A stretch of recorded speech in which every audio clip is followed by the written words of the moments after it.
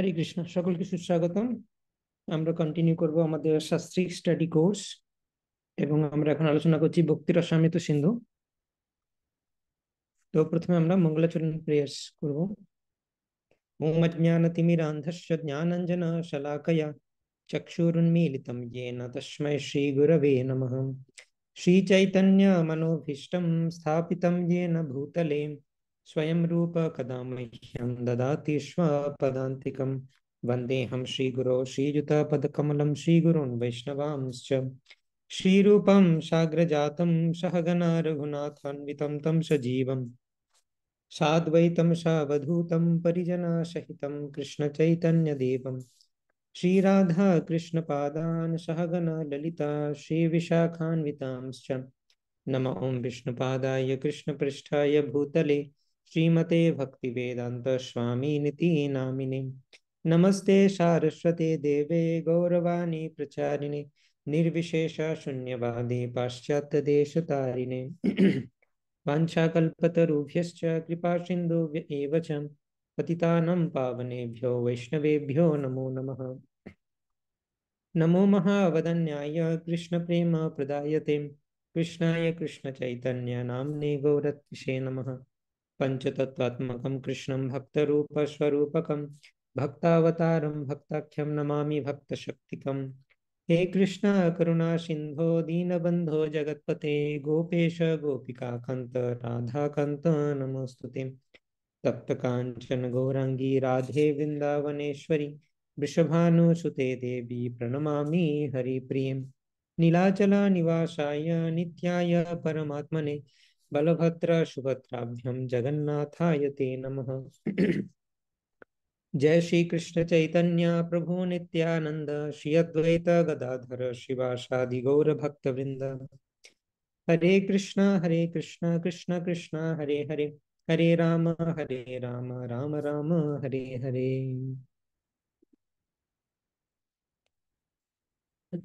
হরে কৃষ্ণ।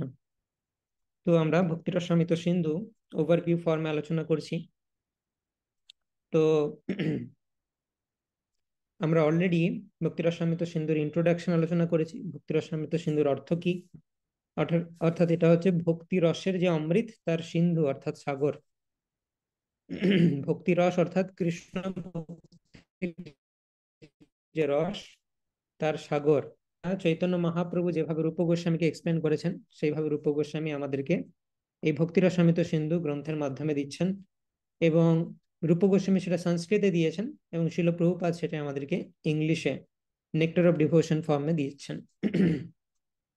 তো এই ভক্তি রসামৃত সিন্ধুকে 4টি বিভাগে ভাগ করা যায়। যেহেতু এটা একটা টেকনিক্যাল গ্রন্থ, এখানে অনেক ডিভিশন রয়েছে, অনেক ক্যাটেগরি রয়েছে, অনেক শাখা প্রশাখা রয়েছে, সেজন্য একটু আমাদের ট্র্যাক রাখতে হবে যে কোন জায়গাটা পড়ছি, নাহলে কনফিউজড হয়ে যাওয়ার চান্স আছে। তো সমগ্র ভক্তি রসামৃত সিন্ধু গ্রন্থ 4টি বিভাগে বিভক্ত। মানে যে ভক্তি রসামৃত সিন্ধু সাগর, সেই সাগরের 4টি বিভাগ রয়েছে: পূর্ব বিভাগ, দক্ষিণ বিভাগ, পশ্চিম বিভাগ এবং উত্তর বিভাগ।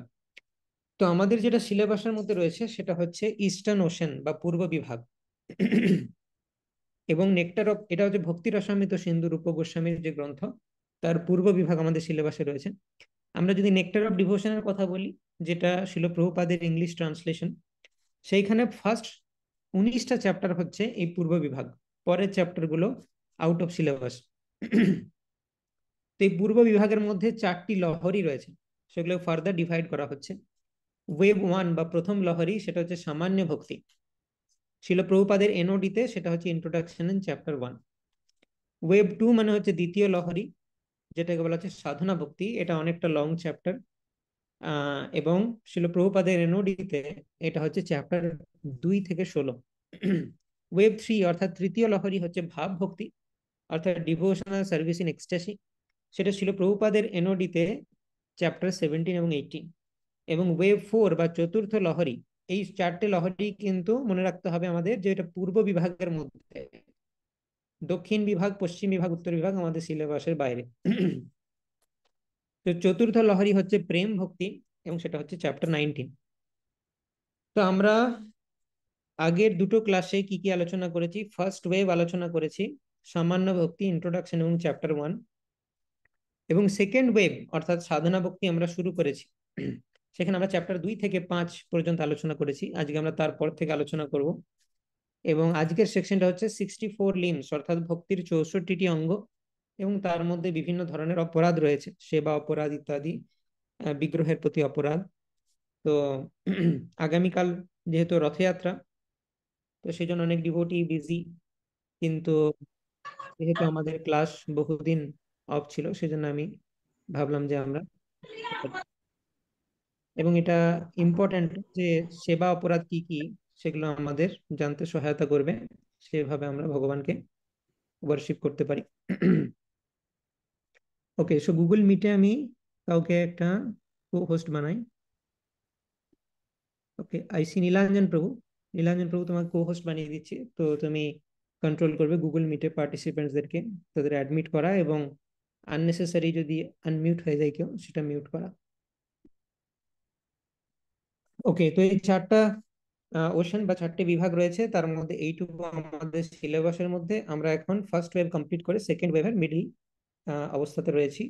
আমরা দেখবো আজকে কতটা কমপ্লিট করা যায়, তারপর ভাব ভক্তি প্রেম ভক্তি এখনো বাকি আছে। তো ফার্স্ট ওয়েভ অর্থাৎ সামান্য ভক্তি। তো সামান্য ভক্তি, সেখানে ইন্ট্রোডাকশন এবং চ্যাপ্টার 1। সামান্য ভক্তি মানে এখানে একটা ওভারভিউ দেওয়া হচ্ছে ডিভোশনাল সার্ভিসের। তো প্রথম 10টা শ্লোক হচ্ছে মঙ্গলাচরণ।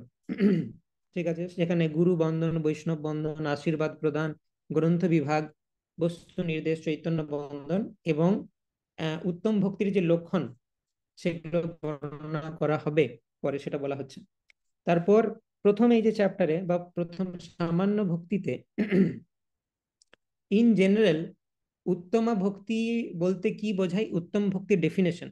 উত্তম ভক্তি রূপ গোস্বামী যেটাকে বলেন সেটাই হচ্ছে শুদ্ধ ভক্তি। আমরা জেনারেলি বলে থাকি যেটাকে শুদ্ধ ভক্তি, সেটাকে রূপ গোস্বামী উত্তমা ভক্তি বলেন। তো ফার্স্ট ওয়েভ বা প্রথম লহরী শিল প্রভুপাদের যে এনওডি, তার চ্যাপ্টার 1, এখানের মূল বিষয়বস্তু হচ্ছে যে উত্তম ভক্তির ডেফিনেশন কি, সংজ্ঞা কি, এবং তার লক্ষণ কি। তো উত্তম ভক্তির দুটো সংজ্ঞা প্রদান করা হয়েছে: অন্যাবিলাসিতা শূন্যম জ্ঞান কর্মাদি অনাবৃতম কৃষ্ণানুষ্ঠম ভক্তির উত্তমা, এবং সর্বোপাধি বিনির্মুক্তম তৎপরত্বেন নির্মলম ঋষিকেন ঋষিকেশ সেবনম ভক্তির উচ্চতে। এই দুটো ভাস অ্যাকচুয়ালি ইকুইভ্যালেন্ট, সেটা আমরা আলোচনা করেছি। অন্য কোনো ডিজায়ার থাকা চলবে না কৃষ্ণ ভক্তি ছাড়া। জ্ঞান এবং কর্মের আবরণ থেকে মুক্ত হতে হবে। অনুকূল ভাব নিয়ে কৃষ্ণের সেবা করতে হবে, কংস বা শিশুপালের মতো করলে চলবে না। এবং আচার্যদের অনুগত হয়ে সেবা করতে হবে, সেটাই হচ্ছে উত্তম ভক্তি। এই উত্তম ভক্তির 6টি লক্ষণ কি কি? কেউ যে উত্তম ভক্তি করছে কি দেখে বোঝা যাবে? ক্লেশাগ্নি, জড়জগতের দুঃখ কষ্টকে তার আর দুঃখ কষ্ট বলে মনে হবে না। শুভদা, তার জীবন সমস্ত মঙ্গলময় শুভ জিনিসে ভরে যাবে। মোক্ষ লঘুতাকৃত, এই ভক্তি থেকে সে এত আনন্দ পাবে যে মোক্ষের আনন্দকেও তার অতি তুচ্ছ বলে মনে হবে। সুদুর্লভ, সে বুঝতে পারবে যে ভক্তি কত সুদুর্লভ। এবং সান্দ্রানন্দ বিশেষ আত্মা, এবং এই ভক্তির ফলে সে কন্ডেন্সড হ্যাপিনেস, একদম ঘন সান্দ্র আনন্দ লাভ করতে পারবে। এবং শ্রীকৃষ্ণ আকর্ষণী চষা, এই ভক্তি হচ্ছে এমন জিনিস, উত্তমা ভক্তি বা শুদ্ধ ভক্তি, যেটার দ্বারা এমনকি ভগবান শ্রীকৃষ্ণ যিনি সর্বাকর্ষক তাকেও আকর্ষণ করা যায়। তো এটা হলো ফার্স্ট ওয়েভ বা প্রথম লহরী। সেখানে আলোচনা করা হলো উত্তম ভক্তির ডেফিনেশন এবং উত্তম ভক্তির লক্ষণ। সেকেন্ড ওয়েভ অর্থাৎ সাধনা ভক্তি, সেখানে কি আলোচনা করা হচ্ছে? সেখানে বহু জিনিস আলোচনা হচ্ছে। এবং তো বেসিক্যালি উত্তমা ভক্তির 3টে ভাগ রয়েছে। উত্তম ভক্তি মানে শুদ্ধ ভক্তি। শুদ্ধ ভক্তি মানে কি? জ্ঞান কর্মের আবরণ থেকে মুক্ত যে ভক্তি, সেটাকে শুদ্ধ ভক্তি বলা হয়। এবং কৃষ্ণকে সেবা করব শুদ্ধ এই বাসনা নিয়ে। তো এই শুদ্ধ ভক্তি 3 ভাবে করা যায়।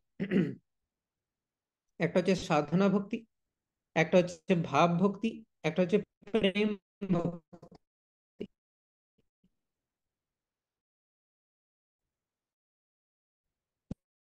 এর মধ্যে ভাব আর প্রেম হচ্ছে ভক্তি ক্যান্ডিডেট অনুশীলন করতে চায়, তারা জেনারেলি সাধনা ভক্তি অনুশীলন করে। তো এই সাধনা ভক্তির অনুশীলনেও দুটো ভাগ রয়েছে, একটা বৈদিক সাধনা ভক্তি এবং রাগানুগা সাধনা ভক্তি। তো আমরা এখনো পর্যন্ত ভাব আর প্রেম ভক্তি ডিসকাস করিনি, সাধনা ভক্তি ডিসকাস করেছি। এবং সাধনা ভক্তির মধ্যে বৈদিক সাধনা ভক্তি ডিসকাস করেছি। বৈদিক সাধনা ভক্তি মানে হচ্ছে গুরুদেবের নির্দেশ অনুসারে রেগুলেটরি প্রিন্সিপাল ফলো করে আমি ভক্তি করছি। আমার এখনো ভগবানের প্রতি তীব্র যে অ্যাটাচমেন্ট বা স্বতঃস্ফূর্ত ভগবানের প্রতি যে অনুরাগ সেটা জন্মায়নি। সেটা যখন জন্মে যাবে তখন আমার ভক্তিটাকে বলা হবে রাগানুগা ভক্তি। তো এখন আমরা যে সাধনা ভক্তি করছি সেটা হচ্ছে বৈদিক সাধনা ভক্তি। তো সেই বৈদিক সাধনা ভক্তি নিয়ে আলোচনা করেছি, এবং এই বৈদিক সাধনা ভক্তির বিভিন্ন ক্যারেক্টারিস্টিক্স রয়েছে বা বিভিন্ন অ্যাসপেক্ট রয়েছে। প্রথমে আলোচনা করেছি আমরা ভক্তি সারপাসেস মুক্তি, যে ভক্তি মুক্তির থেকে অনেক বড় জিনিস, সেটা আমরা আলোচনা করেছি বিভিন্ন এক্সাম্পল দিয়ে, বিভিন্ন শ্লোক দিয়ে। কিভাবে কপিল, লর্ড কপিলা ভগবানের অবতার, তিনি বলছেন আমার ভক্তকে যদি হাতে ধরিয়েও দিই আমি মুক্তি, তবুও তারা সেটা গ্রহণ করেন না যদি আমার সেবা না থাকে তাতে। এবং দুই ধরনের পার্সোনাল লিবারেশন আলোচনা করেছি, সুখাই শরীয়ত্তরা, প্রেম ও সেভোত্তরা, দুটোই ডিভোটিরা অ্যাকসেপ্ট করেন না, কি কারণ সেটা আলোচনা করা হয়েছে। কৃষ্ণ এবং বিষ্ণুর মধ্যে ডিফারেন্স আলোচনা করা হয়েছে, দুজনে তত্ত্বগতভাবে সেম, কিন্তু রসতত্ত্বের বিচারে কৃষ্ণের পজিশন অনেক উঁচুতে। এবং একজন যে কোয়ালিফাইড বৈদিক ভক্ত তার কি কি কোয়ালিফিকেশন থাকা উচিত এবং কি কি ডিউটি থাকা উচিত সেটা আমরা আলোচনা করেছি। কোনো জড়জাগতিক কোয়ালিফিকেশন থাকার দরকার নেই ভক্তির জন্য ইত্যাদি। এবং আলোচনা করেছি যে অ্যাক্সিডেন্টালি তার যদি স্খলন হয় সেটা তো অসুবিধা নেই, কিন্তু ডেলিবারেটলি সে যদি করে কোনো অপরাধ করে বা পাপ করে সেটাতে প্রবলেম আছে, যেমন নাম বলে পাপ আচরণ ইত্যাদি। যে কেউ যদি মনে করে যে আমি হরিনাম করছি ভালোই, তো তাহলে পাপ ধ্বংস হচ্ছে, তাহলে আমি আরো বেশি পাপ করতে পারি, এই ধরনের মেন্টালিটি ইজ ভেরি ব্যাড। এরপর আমরা আসি যে অ্যাকচুয়ালি বৈদিক ভক্তি কিভাবে করতে হয়। বৈদিক ভক্তির 64টি অঙ্গ নিয়ে আমরা আজকে আলোচনা করব। রূপ গোস্বামী ভক্তি রসামৃত সিন্ধুতে এই 64টি অঙ্গ ভক্তির কথা আলোচনা করেছেন, ঠিক আছে। এবং আমরা যেটা শুনে থাকি সায়েন্স অফ সেলফ রিয়েলাইজেশন সেমিনারেও আমরা শুনেছি যে পঞ্চাঙ্গ ভক্তির অনুশীলন করা উচিত। এই পঞ্চাঙ্গ ভক্তি হচ্ছে এই 64টি অঙ্গ ভক্তিরই পাঠ। সাধু সঙ্গ, নাম কীর্তন, ভাগবত শ্রবণ, মথুরাবাস ও শিমূর্তির শ্রদ্ধেয়া সেবন, এই 5টি অঙ্গ হচ্ছে এই 64টি অঙ্গের পাঠ। তো এই 64টি অঙ্গের ভক্তি কি কি সেটা আমরা দেখব। তো এখানে নোটস নিতে গেলে প্রচুর নিতে হবে নোটস। আপনারা স্ক্রিনশট নিতে পারেন এখান থেকে, পরে নোটস নিতে পারেন, বা রেকর্ডিং দেওয়া হবে সেটা শুনে শুনে নোটস বানাতে পারেন। এখন ভালো করে বোঝার চেষ্টা করুন 64টি অঙ্গ ভক্তি, এবং যেগুলো ইম্পর্টেন্ট পয়েন্ট শুনতে শুনতে নোটস নিতে পারবেন সেগুলো নিয়ে নিন। তো এই 64টি অঙ্গ ভক্তির মধ্যে রূপ গোস্বামী প্রথম যে 10টা অঙ্গ বলছেন সেগুলো হচ্ছে ডুজ, মানে আমাদের কি কি করা কর্তব্য, সেটা তিনি আলোচনা করেছেন প্রথম 10টাতে। এটা লিখতে পারেন এই হেডিং গুলো, যে 1 থেকে 10 হচ্ছে ডুজ, ঠিক আছে। তো 64টি অঙ্গ ভক্তির মধ্যে প্রথমেই যেটা তিনি বলছেন that is very very important, যেটা ছাড়া ভক্তির সূত্রপাতই হয় না, সেটা হচ্ছে গুরু পাদাশ্রয়। কোন একটি বনাফাইড গুরুর আশ্রয় গ্রহণ করা। বনাফাইড গুরু মানে কি, সেখানে অনেক কনসিডারেশন আছে, গুরুর কি কি কোয়ালিফিকেশন থাকবে। প্রথম কথা, গুরুকে বৈষ্ণব হতে হবে। গুরু কালীর ভক্ত, দুর্গার ভক্ত ইত্যাদি হলে চলবে না, বা কোনো ডেমিগড ওয়ার্শিপার হলে চলবে না, কুলদেবতার ওয়ার্শিপ করলে চলবে না। যে গুরু অ্যাকসেপ্ট করতে হবে তাকে বৈষ্ণব হতে হবে। শাস্ত্রের প্রমাণ কি? বলা হচ্ছে যে ষটকর্ম নিপুণ বিপ্র মন্ত্রতন্ত্র বিশারদ অবৈষ্ণব গুরুর নাস্যাৎ বৈষ্ণব সপচ গুরু।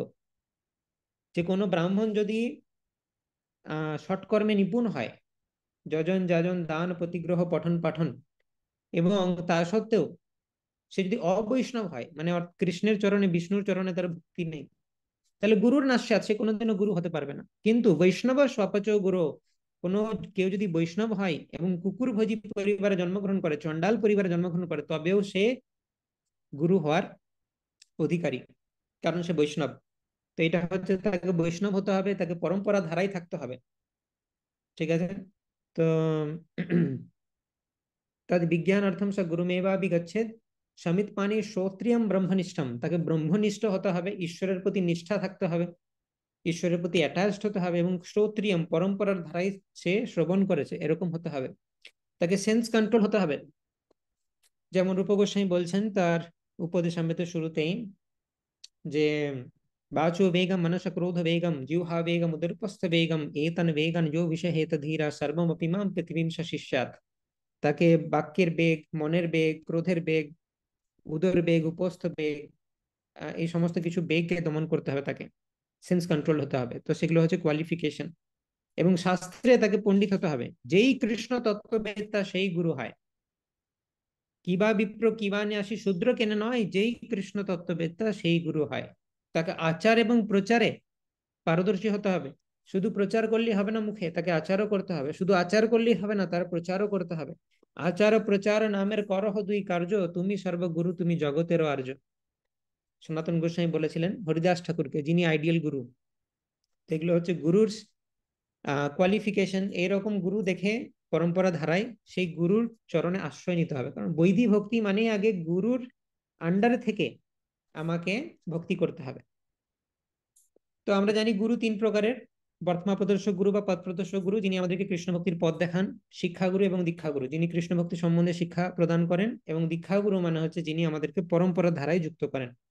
তো দীক্ষাগুরুর সাথে আমরা পরে যুক্ত হই, তার আগে আমরা বর্তমান প্রদর্শক গুরু এবং শিক্ষাগুরু দ্বারা ট্রেন্ড হই। তখন থেকে আমাদের ভক্তি স্টার্ট হয়ে যায়। এবং যখন দীক্ষাগুরু আমাদেরকে দীক্ষা প্রদান করেন, তখন থেকে অফিসিয়ালি আমরা পরম্পরা ধারায় যুক্ত হলাম। শ্রী সেকেন্ড সেকেন্ড লিম হচ্ছে শ্রীকৃষ্ণ দীক্ষাদি শিক্ষণম। অর্থাৎ সেই গুরুর কাছ থেকে, দীক্ষাগুরুর কাছ থেকে দীক্ষা গ্রহণ করতে হবে, শিক্ষাগুরুর কাছ থেকে শিক্ষা গ্রহণ করতে হবে। এবারে দীক্ষাগুরুও আমাদের শিক্ষাগুরু হতে পারে, যেমন আমাদের গুরু মহারাজ, তিনি আমাদের শিক্ষাগুরু এবং দীক্ষাগুরু বোধ। শিল প্রভুপাদ আমাদের প্রমিনেন্ট শিক্ষাগুরু, এবং আমাদের আরো অনেক শিক্ষাগুরু রয়েছে যাদের কাছ থেকে আমরা শিক্ষা লাভ করছি। তো গুরুর কাছ থেকে পরম্পরায় থাকা এই ধরনের গুরুর কাছ থেকে আমাদের দীক্ষা গ্রহণ করা উচিত এবং শিক্ষা গ্রহণ করা উচিত। থার্ড লিম কি বিশ্বম্ভ্রেণা গুরু সেবা, গুরুকে সেবা করা উচিত। আমরা তো গুরুর কোয়ালিফিকেশন জানলাম, ডিসাইপেলেরও কিছু কোয়ালিফিকেশন থাকা উচিত। সেটা ভগবান গীতাতে বলছেন 4.34, তদ্বিদ্ধি প্রণিপাতেন পরিপ্রশ্নেন সেবয়া উপদেক্ষান্তি তে জ্ঞানম জ্ঞানিনস্তত্ত্বদর্শিনঃ। অর্থাৎ আমাকে এই ধরনের গুরুর কাছে গিয়ে কি করতে হবে? আমাকে সারেন্ডার করতে হবে গুরুর কাছে। গুরু যা বলবে সেটাকে অ্যাকসেপ্ট করতে হবে। গুরুকে গ্রহণ করার পূর্বে তুমি তাকে টেস্ট করতে পারো যে ভালো না খারাপ, সেটা করতে পারো। কিন্তু একবার তুমি যখন অ্যাকসেপ্ট করে যাও, তোমার সারেন্ডার করা উচিত তার কাছে, তার কথা শুনে চলা উচিত। এবং তারপর তাকে প্রশ্ন করা উচিত আধ্যাত্মিক বিষয়ে, পরিপ্রশ্নেন সেবায়া, তাকে সেবা করা উচিত। বিশ্বম্বেন গুরু সেবা, বিশ্বম্বে না, সম্ভ্রমের সাথে, মানে শ্রদ্ধা মিশ্রিত ভয়, সেটাকে সম্ভ্রম বলা হয়। সম্ভ্রমের সাথে গুরুর প্রতি শ্রদ্ধা থাকা উচিত, একটু ভয়ও থাকা উচিত। গুরুর সাথে একদম ফ্রেন্ডলি হয়ে যাওয়া উচিত না, যে কাঁধে হাত দিচ্ছি এরকম হওয়া উচিত নয়। একটা রেসপেক্টফুল ডিস্টেন্স বা ফিয়ার মেনটেন করা উচিত গুরুর সাথে, এবং সেইভাবে তাকে সেবা করা উচিত। এবং গুরুকে এই অধিকার দেওয়া উচিত সেই জন্য আমাকে চ্যাস্টাইজ করতে পারে। যদি আমি সে আমাকে যদি গুরু কিছু একটা বলে, আমার খারাপ লেগে যায়, আমি সেন্টিমেন্টাল হয়ে যাই, তাহলে আমার দ্বারা ভক্তি হবে না। আমাকে গুরুকে অধিকার দিতে হবে, গুরু আমাকে যেন বকতে পারে, চ্যাস্টাইজ করতে পারে। বিশ্বম্বেনা গুরু সেবা, প্রথম তিনটে লিম সেটা রূপ গোস্বামী শুরু করছেন গুরুকে দিয়ে। গুরু পাদাশ্রয়, গুরুর কাছ থেকে শিক্ষা দীক্ষা লাভ করা, এবং গুরুকে সেবা করা, বিশ্বম্বেনা গুরু সেবা। ফোর্থ হচ্ছে সাধু বর্তমানুবর্তনম, সাধুদের, এটা তো গুরু হলো। এরপর বৈষ্ণব, বাকি যারা বৈষ্ণব গুরুর সাথে অ্যালাইন্ড আছে, সমস্ত বৈষ্ণবদের, সাধুদের বা আচার্যদের পথ অনুসরণ করে চলা উচিত। আচার্যরা আমাদেরকে যে পথ দেখিয়েছেন সেই পথে চলা উচিত। আমাদের সহজিয়া হয়ে যাওয়া উচিত নয়। যেমন আচার্যরা বলেছেন, আমাদের প্রি ম্যাচিওরলি নিজেদেরকে ভাবা উচিত না আমি কৃষ্ণের গোপী হয়ে গেছি। কেউ হয়তো বলে যে কাল রাত্রে দেখলাম কৃষ্ণ আমাকে স্বপ্ন দিয়েছিল, কৃষ্ণ আমার শাড়ির আঁচল ধরে টানছিল, কৃষ্ণের আমার সাথে গোপী ভাব, মাধুর্য ভাব, আমি কাল থেকে গোপীর মতো আচরণ করব। এটা ঠিক নয়। আমাদের আচার্যরা, এটা হচ্ছে সহজিয়া ভাব, যে খুব সহজে আমি ভেবে নিয়েছি আমি গোপী হয়ে গেছি। গোপী হওয়াটা অত সহজ সহজ ব্যাপার নয়, বা বৃন্দাবনবাসী হয়ে যাওয়াটা অত সহজ ব্যাপার নয়। আমাদের বুঝতে হবে আমরা কিছুই হতে পারি না, ভক্তির কিছুই জানি না আমরা। তাই গুরু যেভাবে বলেছেন, গুরু মানে আমাদের ইস্কনের শিল প্রভুপাদ যেটা বলেছেন সেটাই সমস্ত গুরুরা বলবেন। সকাল উঠে মঙ্গল আরতি, 16 মালা জপ, শিল প্রভুপাদের গ্রন্থ পাঠ, বিভিন্ন ধরনের বৈষ্ণবদের কাছ থেকে শ্রবণ করা, বিভিন্ন শাস্ত্রিক কোর্স নেওয়া, সেগুলোতে পারদর্শী হয়ে ওঠা, ঘরে ভগবানের বিগ্রহ রাখা, তার সেবা করা, সেটা যেভাবে সেবা করা বিগ্রহের নির্দেশ দেওয়া আছে সেইভাবে। অনেকে বিগ্রহকে নিয়ে সেই পুতুলের মতো তাকে জড়িয়ে ধরে রাত্রেবেলায় ঘুমাচ্ছে নিজের সাথে বিছানায় নিয়ে, এরকম নয় ব্যাপারটা। বিগ্রহ ওয়ার্শিপের স্ট্যান্ডার্ড রয়েছে, সেই স্ট্যান্ডার্ড অনুযায়ী আমাদের সেবা করা উচিত। কোনো নতুন নিয়ম কাল থেকে শুরু করে দেওয়া উচিত নয়। কেউ কেউ বলে যে আমার গোপাল আমাকে স্বপ্নে বলেছে যে সবই দিচ্ছ, আমাকে চা দিচ্ছ না তোমরা, তো কাল থেকে সেজন্য আমি চা অফার করতে শুরু করেছি গোপালকে। আমি স্বপ্নে কি দেখেছি? স্বপ্নে আমাকে মায়া এসে ভক্তি থেকে বার করে দিচ্ছে, সেটা বুঝতে হবে। ভক্তির প্রথম স্টেজে যখন আছি, স্বপ্ন, আমার ভেতরের মন থেকে আমার একটা আওয়াজ আসছে, এইসব ফালতু জিনিস, এই জিনিসগুলোকে বর্জন করতে হবে। আমাদেরকে আচার্যরা যে উপায় বলেছেন সেই উপায় চলতে হবে, না হলে আমরা সহজিয়া হয়ে যাব। যখন ভগবান আমাকে ডাইরেক্ট কিছু বলবেন, তখন আমার আর কোনো ডাউট থাকবে না সেই বিষয়ে, এবং আমি ক্লিয়ারলি, তখন আমি অলরেডি অনেক শুদ্ধ স্তরে পৌঁছে গেছি ভক্তির। আমি দুদিন এখনো 16 মালা ঠিকঠাক জব করি না, ফিলোসফি ঠিকঠাক জানি না, আর আমি যদি বলি কৃষ্ণ আমাকে স্বপ্ন দিচ্ছে, সেই স্বপ্নের কোনো দাম নাই। মায়া কৃষ্ণ সেজে আসছে আমার স্বপ্নে। তো শিল প্রভুপাদের কাছে একজন এভাবে এসেছিলেন যে আমার এরকম স্বপ্ন আসছে কন্টিনিউয়াসলি, এবং কৃষ্ণ আমাকে বিভিন্ন জিনিস বলছে। তো শিল প্রভুপাদ বলছেন, তুমি ভালো করে জব করো, দেখবে কৃষ্ণ আর আসবে না স্বপ্নে। তার মানে ছিল, প্রভুপাদ বলতে চাইছেন যে তুমি এখনো মায়াতে আছো, ভালো করে জব করছো না, গ্রন্থ পাঠ করছো না, সেই জন্য মায়া কৃষ্ণ সেজে আসছে তোমার স্বপ্নে। তো সেই জিনিসটা আমাদের সতর্ক থাকতে হবে। সৎ ধর্ম পৃচ্ছ, গুরুর কাছ থেকে ইনকোয়ারি, সেটা আমরা আগে আলোচনা করলাম যে ডিসাইপেলের ইনকোয়ারি করা উচিত গুরুর কাছ থেকে। গুরুর কাছ থেকে ইনকোয়ারি এরকম নয় যে বুঝলেন আমার ব্যবসায় আগের বার 1 লাখ টাকা লস হয়ে গেছে, তো কিভাবে কি নতুন ব্যবসা স্টার্ট করা যায় বলুন তো, এই ধরনের জিজ্ঞাসা নয় গুরুর কাছ থেকে। গুরুর কাছে স্পিরিচুয়াল কোয়েশ্চেন জিজ্ঞাসা করা উচিত। ঠিক আছে, তো আহ জিজ্ঞাসু শ্রেয়ম উত্তমম, শ্রেয় সম্বন্ধে জিজ্ঞাসা করা উচিত। তস্মাৎ গুরুম প্রপদ্যেতা জিজ্ঞাসু শ্রেয়ম উত্তমম, আমাদের যেটাতে আলটিমেট শ্রেয় স্পিরিচুয়ালিটি নিয়ে কোয়েশ্চেন করা উচিত। নেক্সট হচ্ছে ভোগাদি ত্যাগ কৃষ্ণস্য হেতবে, giving a material enjoyment to please Krishna and get his mercy. তো কিছু ভোগ আদি ত্যাগ করতে হবে আমাদেরকে কৃষ্ণের জন্য। আমি কিছু ত্যাগ করছি কিনা, সেটা হচ্ছে ভক্তির খুব ইম্পর্টেন্ট লিম্ব। যেমন একাদশীতে আমরা গ্রেনস ত্যাগ করি, বা চাতুর্মাসের সময় আমরা এক এক মাস এক একটা জিনিস ত্যাগ করি। কখনো দুধ ত্যাগ করি, কখনো দই ত্যাগ করি। অনেক সময় অনেকে বলেন আমি পুরুষোত্তম মাসের কোনো মিশো না। তো কোনো প্রিয় জিনিসকে ত্যাগ করা উচিত। আমাদের জীবনের লক্ষ্য হচ্ছে কৃষ্ণ যেন আমার সব থেকে প্রিয় হয়ে ওঠে। তো তার জন্য পারপাসফুলি কখনো কখনো কিছু জিনিস ত্যাগ করা উচিত। টাকা পয়সার প্রতি মোহ আছে, ত্যাগ করা উচিত কিভাবে, ডোনেশন দেওয়ার মাধ্যমে। তো কৃষ্ণের জন্য কিছু মেটেরিয়াল জিনিসকে ছাড়তে শেখা উচিত আমার। আমি বিশাল ব্যস্ত, কিন্তু আমি সারাদিন জড়জাগতিক কাজে ব্যস্ত, কিন্তু সেখান থেকে জড়জাগতিক কাজটা একটু কমিয়ে আমি কিছুটা সময় বের করে কৃষ্ণকে যদি দিই, তাহলে সেটাও ত্যাগ করা হচ্ছে। তো এরকম চেষ্টা করা উচিত মাঝে মাঝে, যে খুব আর্জেন্ট যদি না হয়, তাহলে আমি সেই জিনিসটা জড়জাগতিক বিষয়টা একটু ত্যাগ করার চেষ্টা করি, দিয়ে আমি কৃষ্ণকে একটু বেশি টাইম দেওয়ার চেষ্টা করি। তো সেটা হচ্ছে আরেকটা লিম্ব ভক্তির, ভোগাদি ত্যাগা কৃষ্ণস্য হেতবে। কৃষ্ণস্য হেতবে মানে কৃষ্ণের কারণে ভোগাদি ত্যাগ করো। নিবাস দ্বারকা আদৌ বা গঙ্গাদেরপি সন্নিধৌ, অর্থাৎ দ্বারকা, বৃন্দাবন, গঙ্গার তীরবর্তী স্থান, এই ধরনের হোলি প্লেসে রিসাইড করা।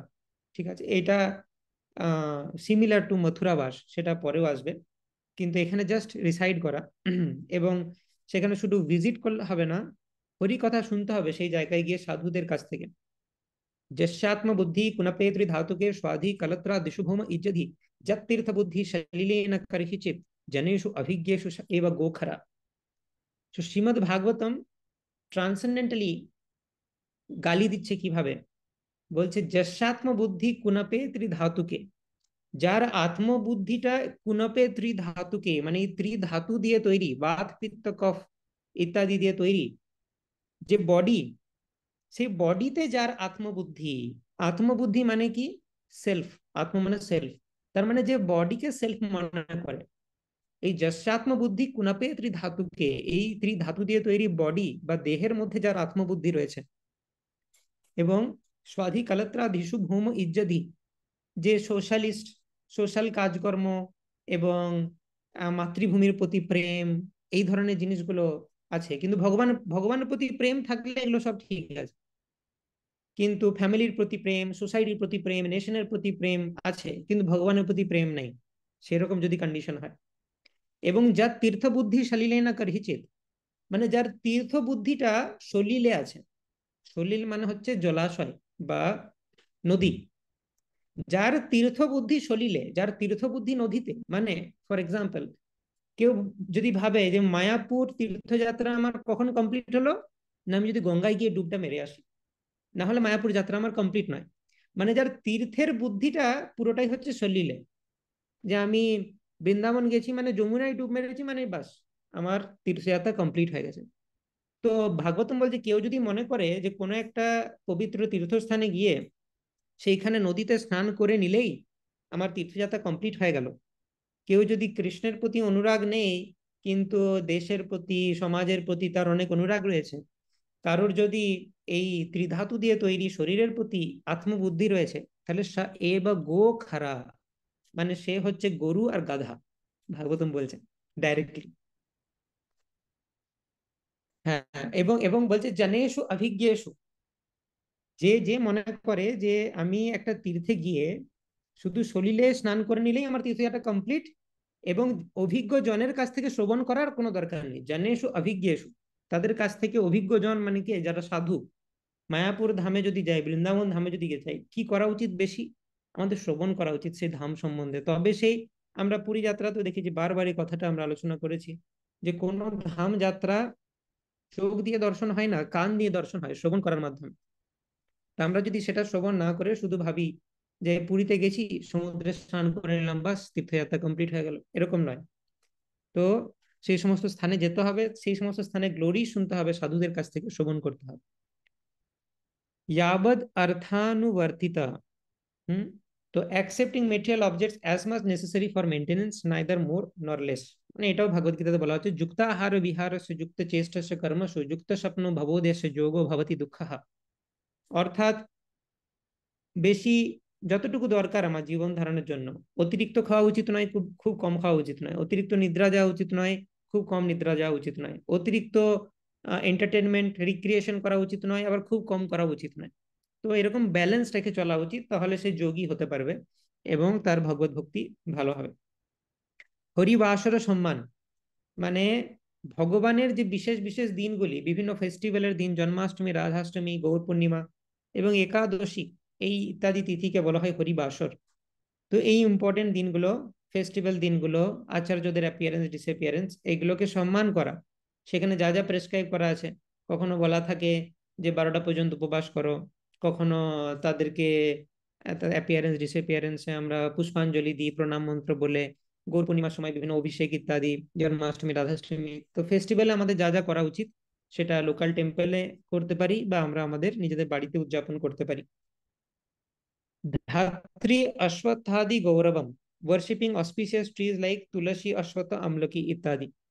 তো বিভিন্ন ধরনের যে বৃক্ষ রয়েছে যেগুলো খুব অস্পিশিয়াস, যেমন তুলসী, তার মধ্যে একটা অশ্বত্থ এবং আমলকি, এইগুলো পারলে আমাদের সেবা করা উচিত। তো তুলসী সেবাটা আমরা অলরেডি করে থাকি, তো এই লিমটা আমরা ফলো করছি। কিছু কিছু কেসে অশ্বত্থ, আমলকি ইত্যাদি ওয়ার্শিপ করা যায়, এবং গাভী মাতার ওয়ার্শিপও এর মধ্যেই পড়ছে। তো এটা হলো প্রথম 10টি অঙ্গ, যেখানে বলা হচ্ছে 10টি ডুজ, কি কি করা উচিত আমাদের।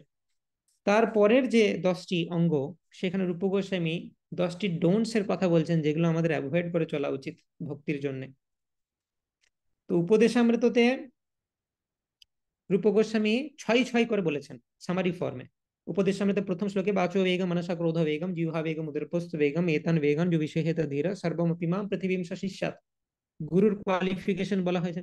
তারপরে বলা হচ্ছে অত্যাহার প্রয়াসশ্চ প্রজল্প নিয়মাগ্রহ জনসংঘশ্চ লৌল্যম চ ষডবীর ভক্তির বিনাশতি। তো 6টা জিনিস যেটা ভক্তিকে ডিস্ট্রয় করে দেয়।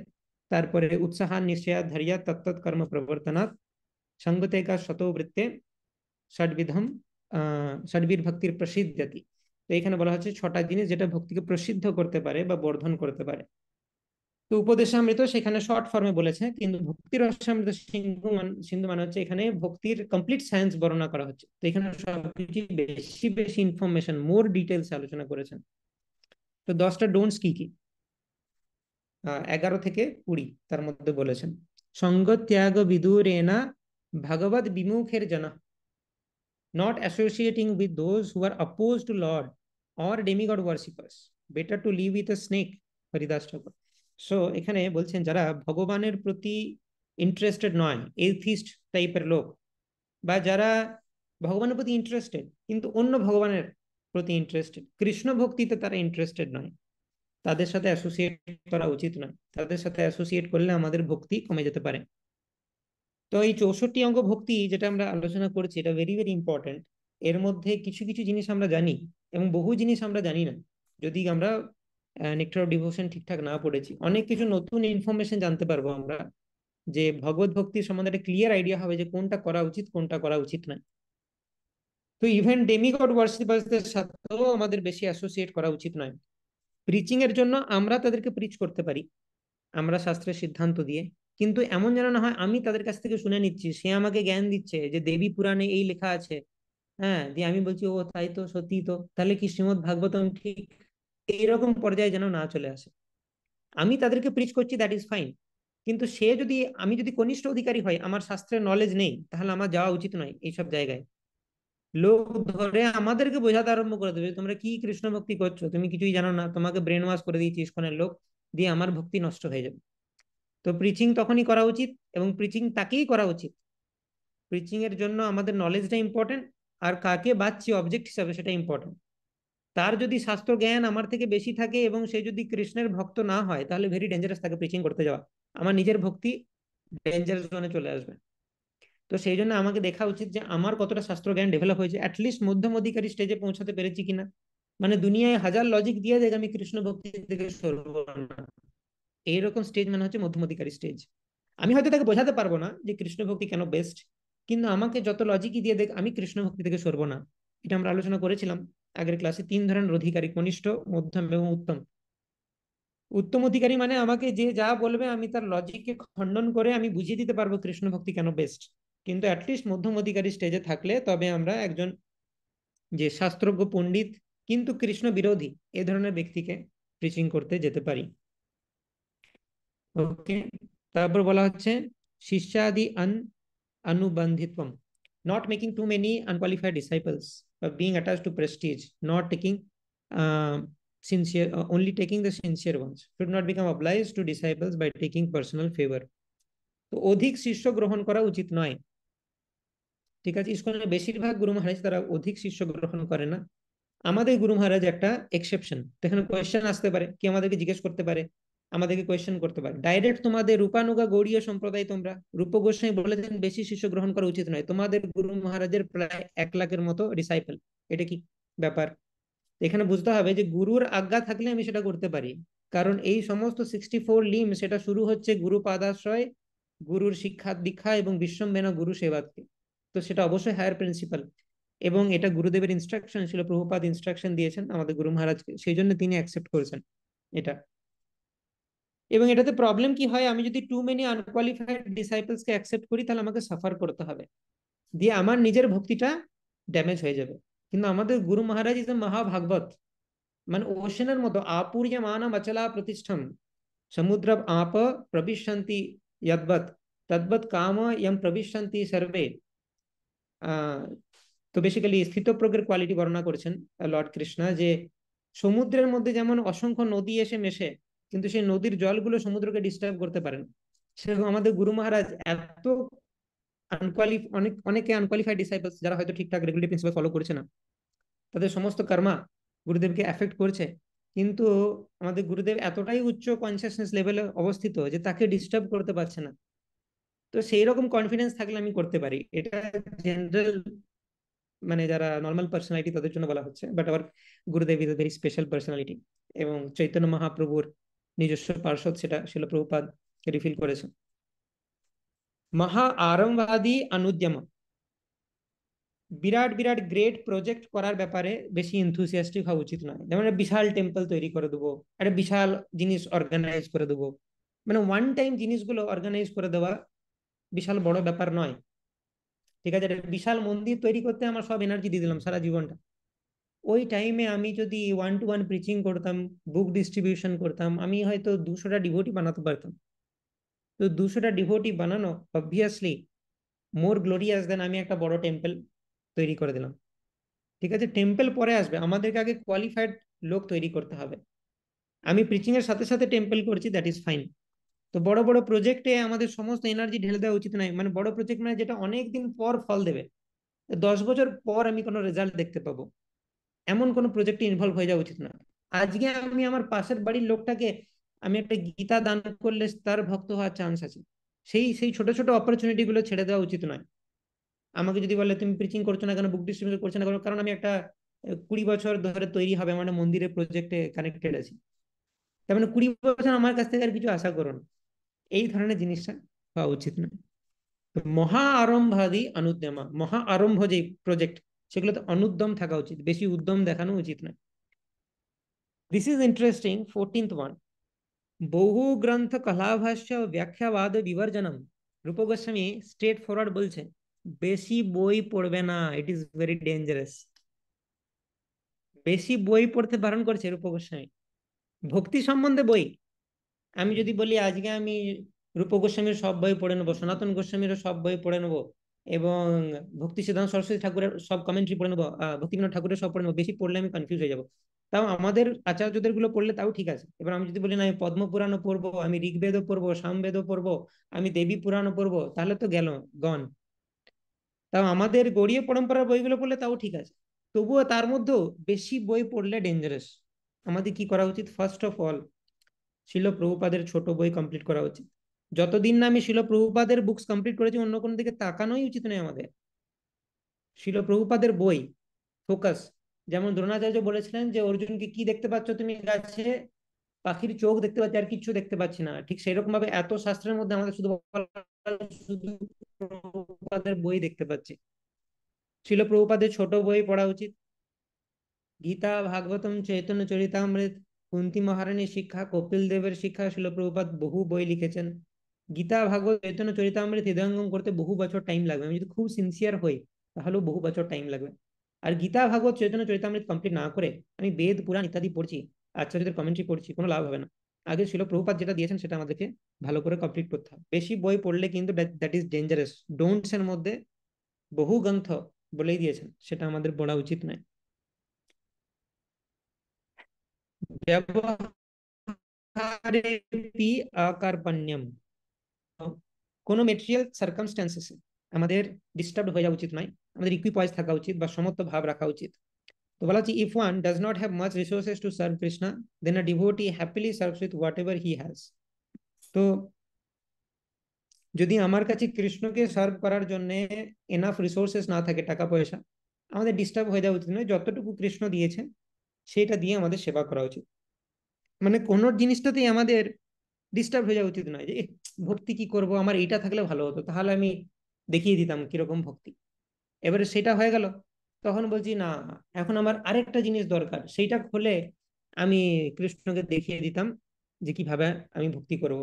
এই জিনিসটা আমার পার্সোনাল এক্সাম্পল আছে। বহু ডিভোটি তারা আমার কাছে রিপোর্ট করেছে। তারা আগে ধরো বলতো যে এখন আমি স্টুডেন্ট আছি, ভক্তিতে খুব অসুবিধা, একবার আমার চাকরি লেগে যাক তারপর আমি কৃষ্ণকে বিশাল সার্ভ করবো। তারপর চাকরি লেগে যাচ্ছে, তখন বলছে এই রে আমি তো আগের থেকে বেশি বিজি হয়ে গেলাম, সার্ভ করতে পারছি না। এখন তাহলে আমি মনে হয় বিয়ে হয়ে গেলে, গৃহস্থ আশ্রমে চলে গেলে তারপর ভালো সার্ভ করতে পারবো। তো এরকম এই যে সব কন্ডিশনে আমি কৃষ্ণকে সার্ভ করতে পারবো, এই জিনিসটা থাকা উচিত। মানে আমার বোঝা উচিত আমি যদি আজকে সার্ভ করতে না পারছি আমি কোনোদিন সার্ভ করতে পারবো না। এমন এমন কোনো সিচুয়েশন নাই যেটাতে আমি কৃষ্ণকে সার্ভ করতে পারবো না। অনেক ভাবো আমি তো এখন ইঞ্জিনিয়ারিং করছি, আমার তো পড়ার বিশাল চাপ, বড় হয়ে এমন একদিন আসবে যেদিন আমার কোনো কাজ থাকবে না, এরকম মনে করে তারা। মানে কৃষ্ণ মানে বলবে যে এই নাও 24 ঘন্টা তোমার ভক্তি করার জন্য, তোমার আর কোনো কাজ নেই। আমাদের কোনো কাজ নেই এরকম কোনোদিন হবেই না, সব সময় আমাদের কাজ থাকবে। এখন এক ধরনের কাজ আছে, পরবর্তীকালে অন্য ধরনের কাজ আসবে। তো আমি যদি আজকে কৃষ্ণ ভক্তি করতে না পারি আমি কোনোদিন করতে পারবো না। এই জিনিসটা, এটা মাইন্ডের বিশাল বড় একটা চাল, সেটাকে বুঝতে হবে। মাইন্ড সবসময় বলে পোস্টপন, ঠিক আছে হবে পরে হবে, এখন তুই বিশাল বিজি, বিলিভ মি, পরে তুই ফ্রি হয়ে যাবি, চিন্তা করিস না।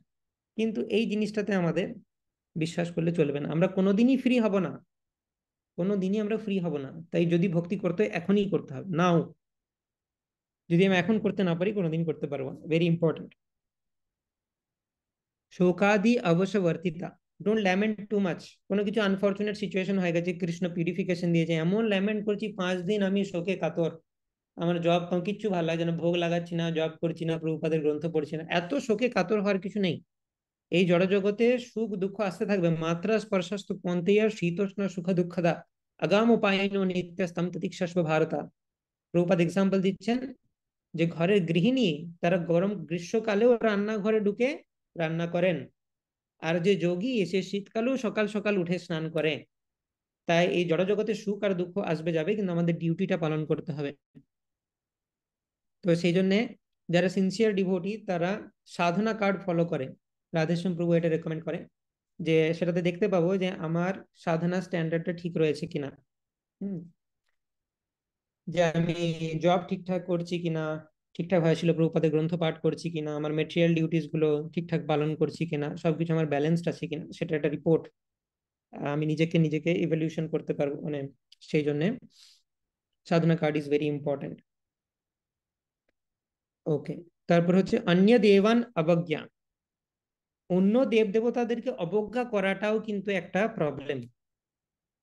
ঠিক আছে। রূপ গোস্বামী বলেছেন যারা ডেমিগডের ওয়ার্শিপার তাদের সাথে অ্যাসোসিয়েট করতে বারণ করেছেন, কারণ তাদের সাথে অ্যাসোসিয়েট করলে আমাদের কৃষ্ণ ভক্তি কমে যাবে। কিন্তু অন্য দেবতাদেরকে ডিসরেসপেক্ট করা উচিত না। যে কালী দুর্গা এদেরকে তুচ্ছ জ্ঞান করা, ডিসরেসপেক্ট করা উচিত নয়, কারণ তারাও কিন্তু বৈষ্ণবী। তো তাদেরকে আমরা যদি ডিসরেসপেক্ট করি, লর্ড শিবাকে ডিসরেসপেক্ট করি, তিনি হচ্ছেন বৈষ্ণবানাম যথাসম্ভু, তাহলে কিন্তু সেটা আমাদের ভক্তির পথে বাধা সৃষ্টি করবে। ভূতা অনুদ্বেগা দয়িতা, নট ট্রাভেলিং আদার জীবাস। সমস্ত জীবের প্রতি ফ্রেন্ডলি কম্প্যাশনেট থাকা উচিত, কোনো জীবকেই কষ্ট দেওয়া উচিত নয়। তার একটা কারণ হচ্ছে, যে কোনো জীব, বৈষ্ণবদেরকে যদি আমি কষ্ট দিই, তাদের প্রতি অপরাধ করি, তাহলে তো আমি গণ বৈষ্ণব অপরাধ, মত্ত হস্তির মতো অপরাধ। চৈতন্য মহাপ্রভু এক্সপ্লেন করেছেন সেটা আহ ভক্তি রসামৃত, মানে চৈতন্য চরিতামৃতে। তো আমি যদি বৈষ্ণব অপরাধ করি তাহলে আমি গণ। কোনো জীবের প্রতি অপরাধ করা বা কষ্ট দেওয়া উচিত নয়, কারণ সেই জীব যদি পরবর্তীকালে বৈষ্ণব হয়ে যায়, আমার ওই আগের অফেন্সটা বৈষ্ণব অপরাধ রূপে লেগে যাবে। তো সেই জন্য যে কেউ যে কোনো সময় নিত্যানন্দ প্রভু কৃপায়, গৌরাঙ্গ মহাপ্রভু কৃপায় ভক্ত হতে পারে। তাই কাউকেই কষ্ট দেওয়া উচিত নয়, সবাই কৃষ্ণের সন্তান এরকম ভাবে মনে রেখে সবার প্রতি কম্প্যাশনেট হওয়া উচিত। সেবা নামা অপরাধ নাম বর্জনম, সেবা অপরাধ এবং নাম অপরাধ বর্জন করে চলা উচিত।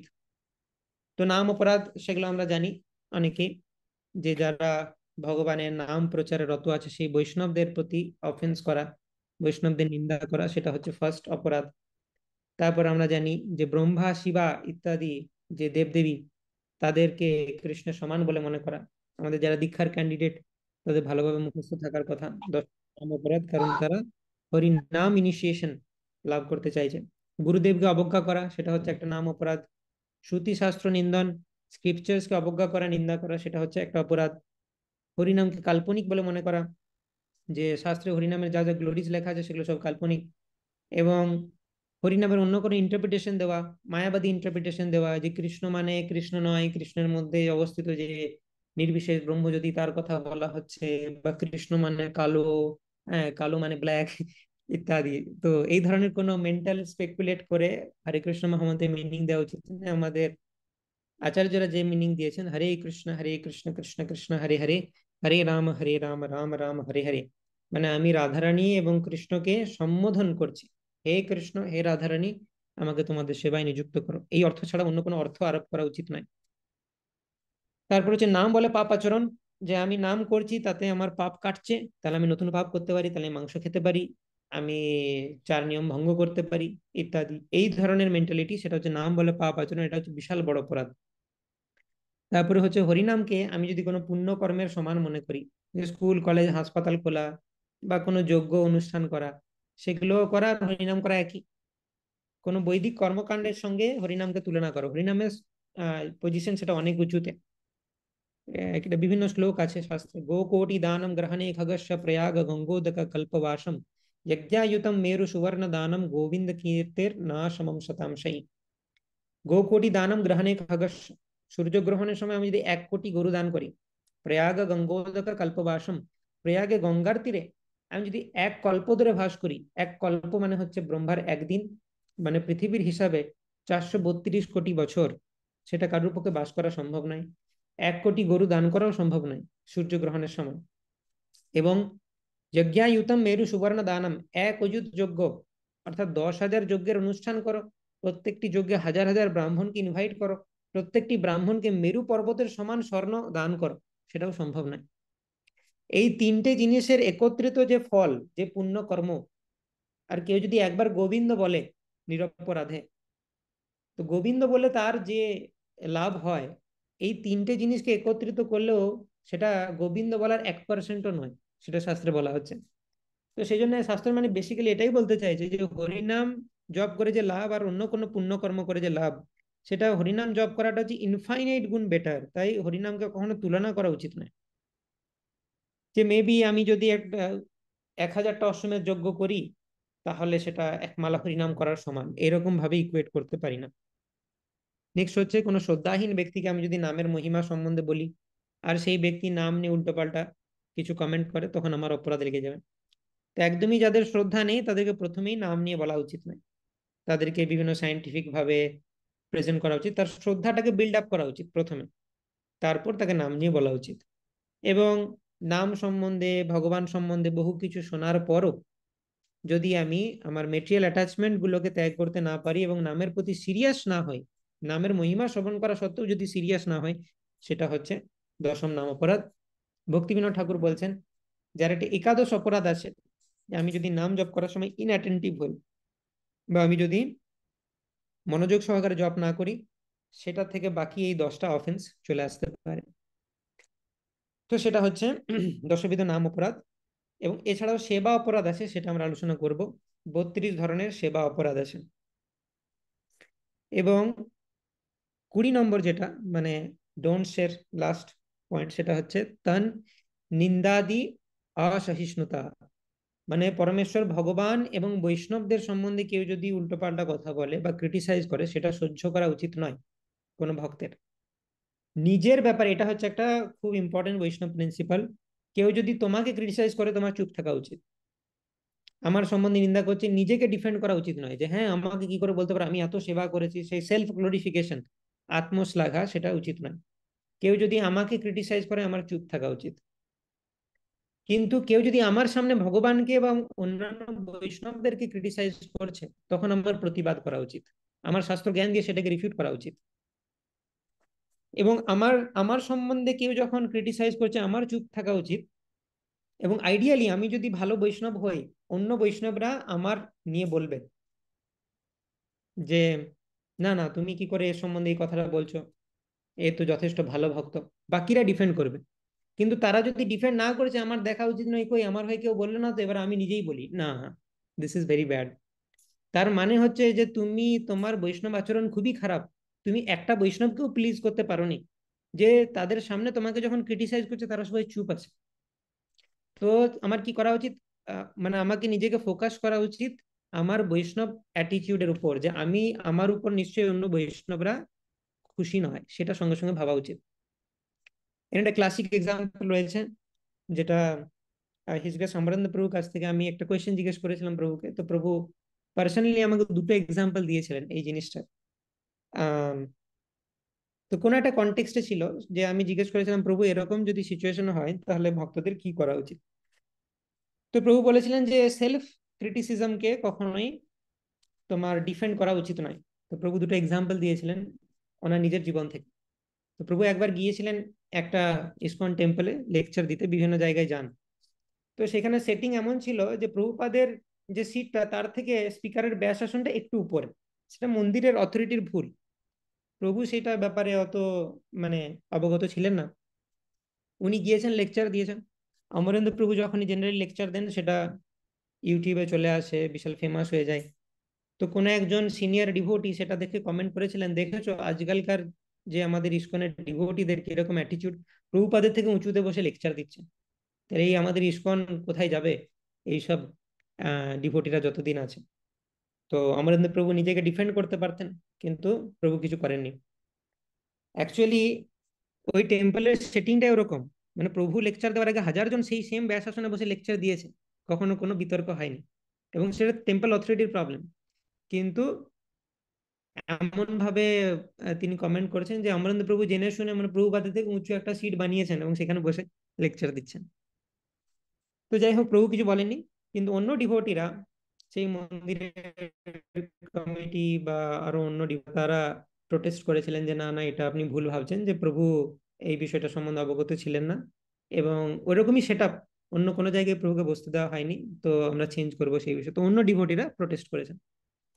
আর এটা খুব ফানি ইনসিডেন্ট, সেটা হচ্ছে যে আমরা অনেকেই হয়তো দেখে থাকবো, অমরেন্দ্র প্রভুর একটা ক্লিপ খুব ফেমাস হয়, ঠিক আছে, প্রায় সবাই দেখেছে যারা একটু ইউটিউবে অমরেন্দ্র প্রভুর ভিডিও দেখে। তো একটা ক্লিপ খুব ফেমাস হয়েছিল যে একজন মাতাজি কিছু একটা কোয়েশ্চেন জিজ্ঞেস করছিলেন অমরেন্দ্র প্রভুকে, এবং সেই মাতাজি আহ অমরেন্দ্র প্রভু বলছিলেন যে, অমরেন্দ্র প্রভু জিজ্ঞেস করেছিলেন যে ইয়েস মাতাজি বলুন কি কোয়েশ্চেন আপনার। তো সেই মাতাজি বলছে যে Prabhuji please don't call me Mataji, I am only 17 years old, আমি অনলি 17 বছর বয়স, আমাকে মাতাজি বলবেন না। তখন অমরেন্দ্র প্রভু ডাইরেক্টলি তিনি সংস্কৃত শ্লোকটা কোট করেছেন যে আত্মবৎ কি জানো, মাতৃবৎ পরদারেষু পরদ্রব্যেষু লোষ্ট্রবৎ আত্মবৎ সর্বভূতেষু ইয়া পশ্যতি স পণ্ডিতা।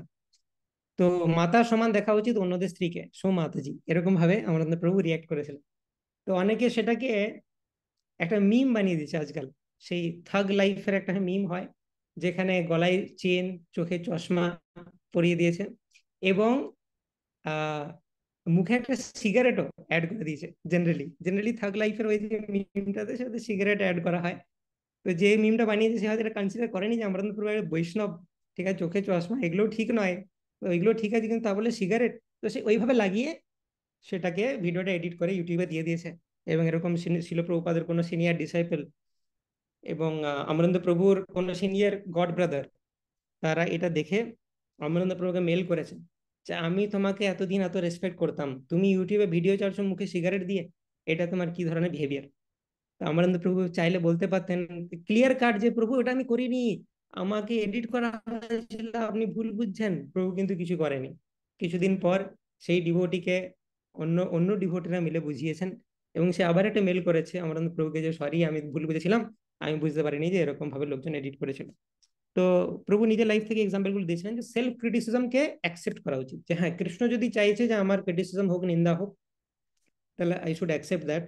এবং যত নিন্দা সহন করব তত ভক্তি বাড়বে, ঠিক আছে।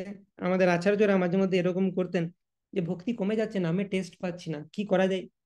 আহ নিন্দা শোনার জন্য যেতেন বিভিন্ন জনের কাছে, যারা নিন্দুক তাদের কাছে গিয়ে বলতেন আমার নিন্দা করো, আমি একটু নিজের নিন্দা শুনি, অনেক গ্লোরিফিকেশন শুনে নিয়েছি মনে হয়, সেই জন্য আমার ভক্তি কমে যাচ্ছে, একটু নিন্দা করো তো তাহলে আমার ভক্তিটা ভালো হবে।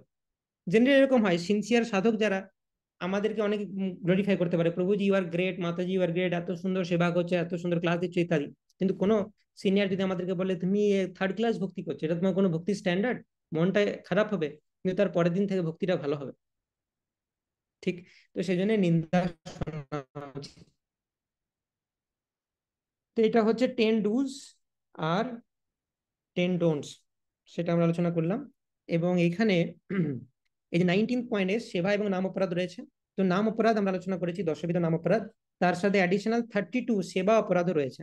এই সেবা অপরাধ খুব ইম্পর্টেন্ট, যখন আমরা বিগ্রহের সেবা করছি কি কি জিনিস অ্যাভয়েড করে চলা উচিত সেটা আমাদের জানা দরকার, ঠিক আছে। তো সেবা অপরাধ কি কি সেটা আমরা দেখি।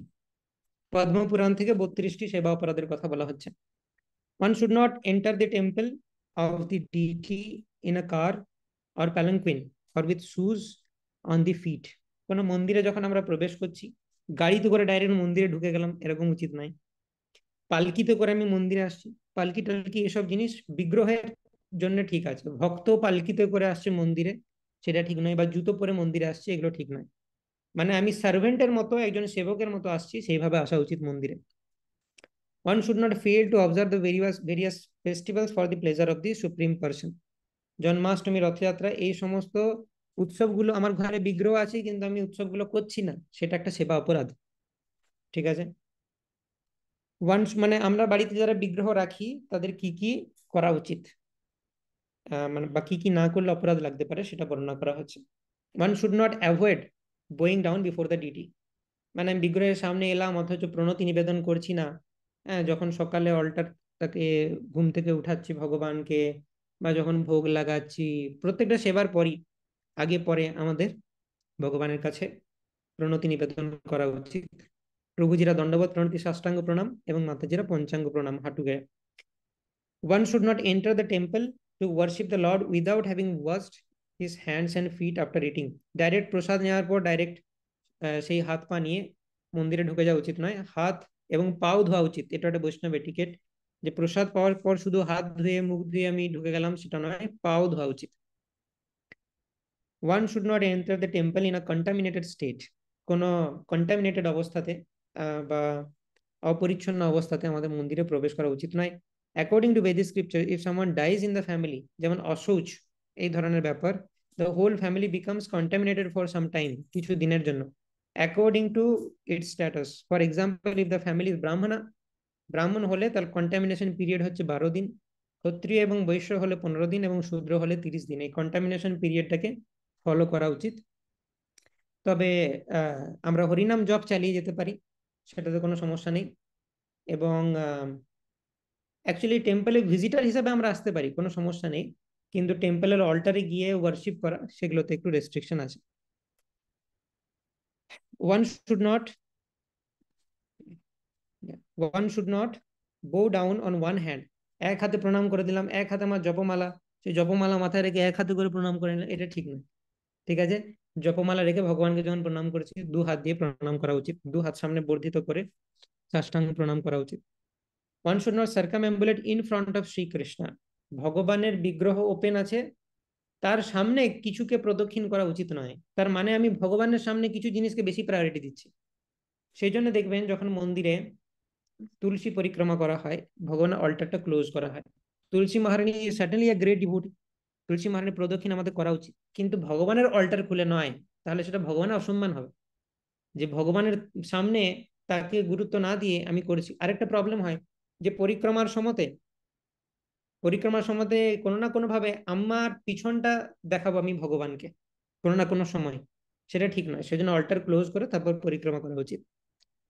এবং প্রভুপাদের দিকটা ওপেন থাকে, প্রভুপাদের দিকে কিভাবে পরিক্রমা করতে হয় সেটা ভক্তদের স্টাইল, ভক্তদের সাথে আমরা যদি পরিক্রমা করি তাহলে দেখতে পাবো, এমন ভাবে পরিক্রমা করবো যাতে প্রভুপাদের দিকে পেছন করতে না হয় আমাকে।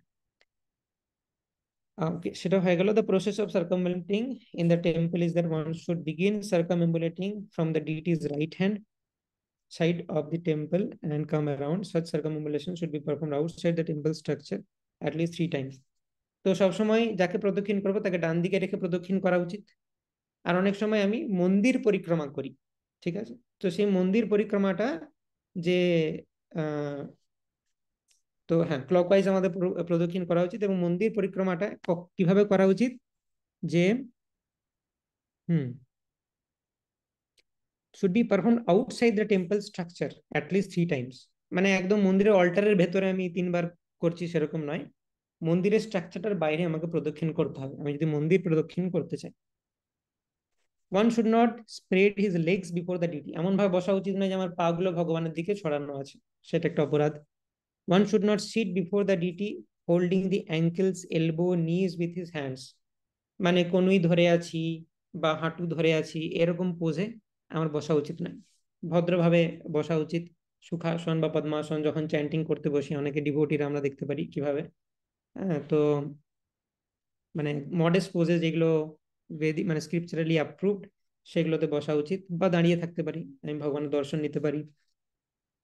One should not lie down before the deity of Krishna. ভগবানের সামনে আমি শুয়ে গেছি, সেরকম মানে ভগবান অল্টার ওপেন আছে, আমি ঘুমিয়ে গেছি বা শুয়ে গেছি, সেটা ঠিক নয়, অল্টার ক্লোজ করা উচিত। মানে আমি অ্যাজ এ সার্ভেন্ট, ভগবান এটা দেখা উচিত না যে সার্ভেন্ট আমার ঘুমিয়ে আছে, আমি এখানে চুপচাপ বসে আছি, ওয়েট করছি আমার সার্ভেন্ট কখন আমাকে সেবা করবে, আর সার্ভেন্ট ঘুমোচ্ছে, সেটা ঠিক নয়। আমি যখন রেস্ট নেব, ভগবানকে আগে রেস্ট, অল্টার ক্লোজ করে তাকে রেস্ট দেওয়া উচিত, তারপর আমি রেস্ট নিতে পারি। One should not accept prasadam before the deity. প্রসাদ নেওয়া, টেম্পল হলে যদি প্রসাদ নিতে হয় ভগবানের অল্টার ক্লোজ করতে হবে, তারপর প্রসাদ নিতে হবে। One should never speak a lie before the deity. ভগবানের বিগ্রহের সামনে মিথ্যা কথা বলা উচিত নয়। সাক্ষী গোপালের স্টোরি রয়েছে এই সম্বন্ধে, দেখেছিলাম যে বৃদ্ধ ব্রাহ্মণ সাক্ষী গোপালের সামনে কিভাবে কথা দিয়েছিলেন, কিন্তু তিনি পরে মিথ্যে কথা বলছিলেন, তো সেটা নিয়ে ভগবান স্বয়ং সাক্ষী দিতে এসেছিলেন। One should not talk very loudly before the deity. ভগবানের সামনে যদি কথা বলতে হয় খুব সফটলি বলা উচিত, খুব জোরে জোরে চিৎকার করা উচিত নয় ভগবানের ডিটির সামনে। One should not talk with others before the deity. Avoid করা উচিত খুব আর্জেন্ট না হলে, মানে ভগবান সামনে আছে, আমার পুরো অ্যাটেনশন ভগবানকে দেওয়া উচিত। এইগুলো সবগুলোরই কারণ হচ্ছে আমরা এটা মনে করি না যে ভগবানের বিগ্রহ ফর্ম আর ভগবান সেম। জাস্ট ইমাজিন কৃষ্ণ স্বয়ং তোমার ঘরে চলে এসেছে, তখন তুমি কথা বলবে, তোমার পাশে বাবা মা বা ভাই বোন বসে আছে, যে কৃষ্ণ তোমার দাঁড়া কথা বলেন, এরকম করবো? তো এই জিনিসটা আমরা করি, ভগবানের বিগ্রহের সামনে মন্দিরে আমরা অন্য ভক্তদের সাথে কথা বলছি, তার মানে আমরা এটাকে অ্যাকনোলেজ করি না যে কৃষ্ণ বিগ্রহ মানে যে কৃষ্ণ স্বয়ং আমার সামনে দাঁড়িয়েছে। সমস্ত অ্যাটেনশন তাকে দেওয়া উচিত যতক্ষণ আমি মন্দিরে রয়েছি। আমার কিছু কথা গেলে মন্দিরে তার সাথে বলবো। তারপর one should not cry or howl before the deity. জোরে জোরে চিৎকার করে কান্না বা বিশাল জোরে চিৎকার, একটা সিন ক্রিয়েট করা, সেটা ঠিক নয়। অনেক সময় আহ কারো সহজাত ভাবে ভগবানের দর্শন করার পর তার চোখ দিয়ে অশ্রু নির্গত হচ্ছে, অ্যাকচুয়ালি চেষ্টা করা উচিত যে বেস্ট এফোর্ট করা, যে আমার চোখ দিয়ে যেন জল না বেরোয়, না হলে আমরা সহজে আর পর্যায়ে পড়ে যাব। বেস্ট এফোর্ট দেওয়ার পরও কিছুতেই রোধ করতে পারছি না, তারপরেও আমার ক্রন্দন হচ্ছে, দ্যাট ইজ ফাইন। কিন্তু এমন নয় যে মন্দিরে এলাম, একটু চেষ্টা করি ভাব আনার যাতে আমার চোখ দিয়ে জল বেরোয় এবং চারপাশের ভক্তরা আমাকে দেখে, দিয়ে ভাবে যে আমি কত advance devotee. So this is very bad thing. ভগবানের সামনে দাঁড়িয়ে যদি আমার এত ইমোশনস কৃষ্ণের প্রতি যে হাজার চেষ্টা করার পরও আমি চোখের জল আটকাতে পারছি না, দেন ইট ইজ ফাইন। তবুও খুব অল্প ভাবে, এমন ভাবে চোখের জল বেরোনোর সাথে সাথে মুছে নেওয়া উচিত, কেউ যেন না দেখে আমাকে সেইভাবে। ঠিক আছে? তো সেটা আমাদের মেনটেন করা উচিত, আদারওয়াইজ সহজে আর পর্যায়ে পড়ে যাবো। One should not quarrel or fight before the deity. ভগবানের বিগ্রহের সামনে ঝগড়া করা বা অন্য ভক্তের সাথে ফাইট করা উচিত নয়। One should not chastise anyone before the deity. ভগবানের বিগ্রহের সামনে কাউকে বকা বা তাকে তিরস্কার করা উচিত নয়। One should not be charitable to beggars before the deity. ভগবানের বিগ্রহের সামনে আমি বিরাট দান করছি সবাইকে, মানে নিজেকে আমি বিরাট দানই দেখাচ্ছি, মানে ভগবানের সামনে নিজেকে কিছু দেখানো চলবে না। ভগবান ভগবানের সামনে সার্ভেন্টের মতো থাকতে হবে।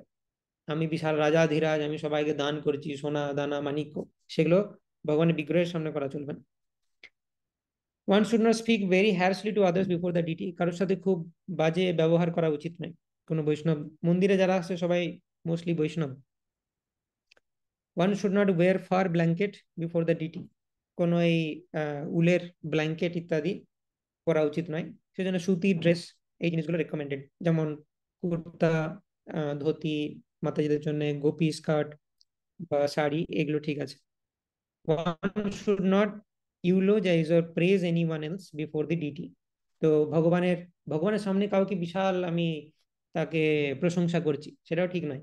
ভগবানের সামনে শুধু ভগবানের প্রশংসা হওয়া উচিত, অন্য কাউকে ভগবানের সামনে বড় দেখানো উচিত নয়। That is the principal. তো প্রিন্সিপালটা বোঝার চেষ্টা করি, this are the detail. One should not speak any ill names before the deity. ভগবানের সামনে কোনো বাজে কথা, বাজে ল্যাঙ্গুয়েজ ইত্যাদি বলা উচিত নয়। One should not pass air before the deity. আমাদের বায়ু ত্যাগ করা উচিত নয় ভগবানের বিগ্রহের সামনে।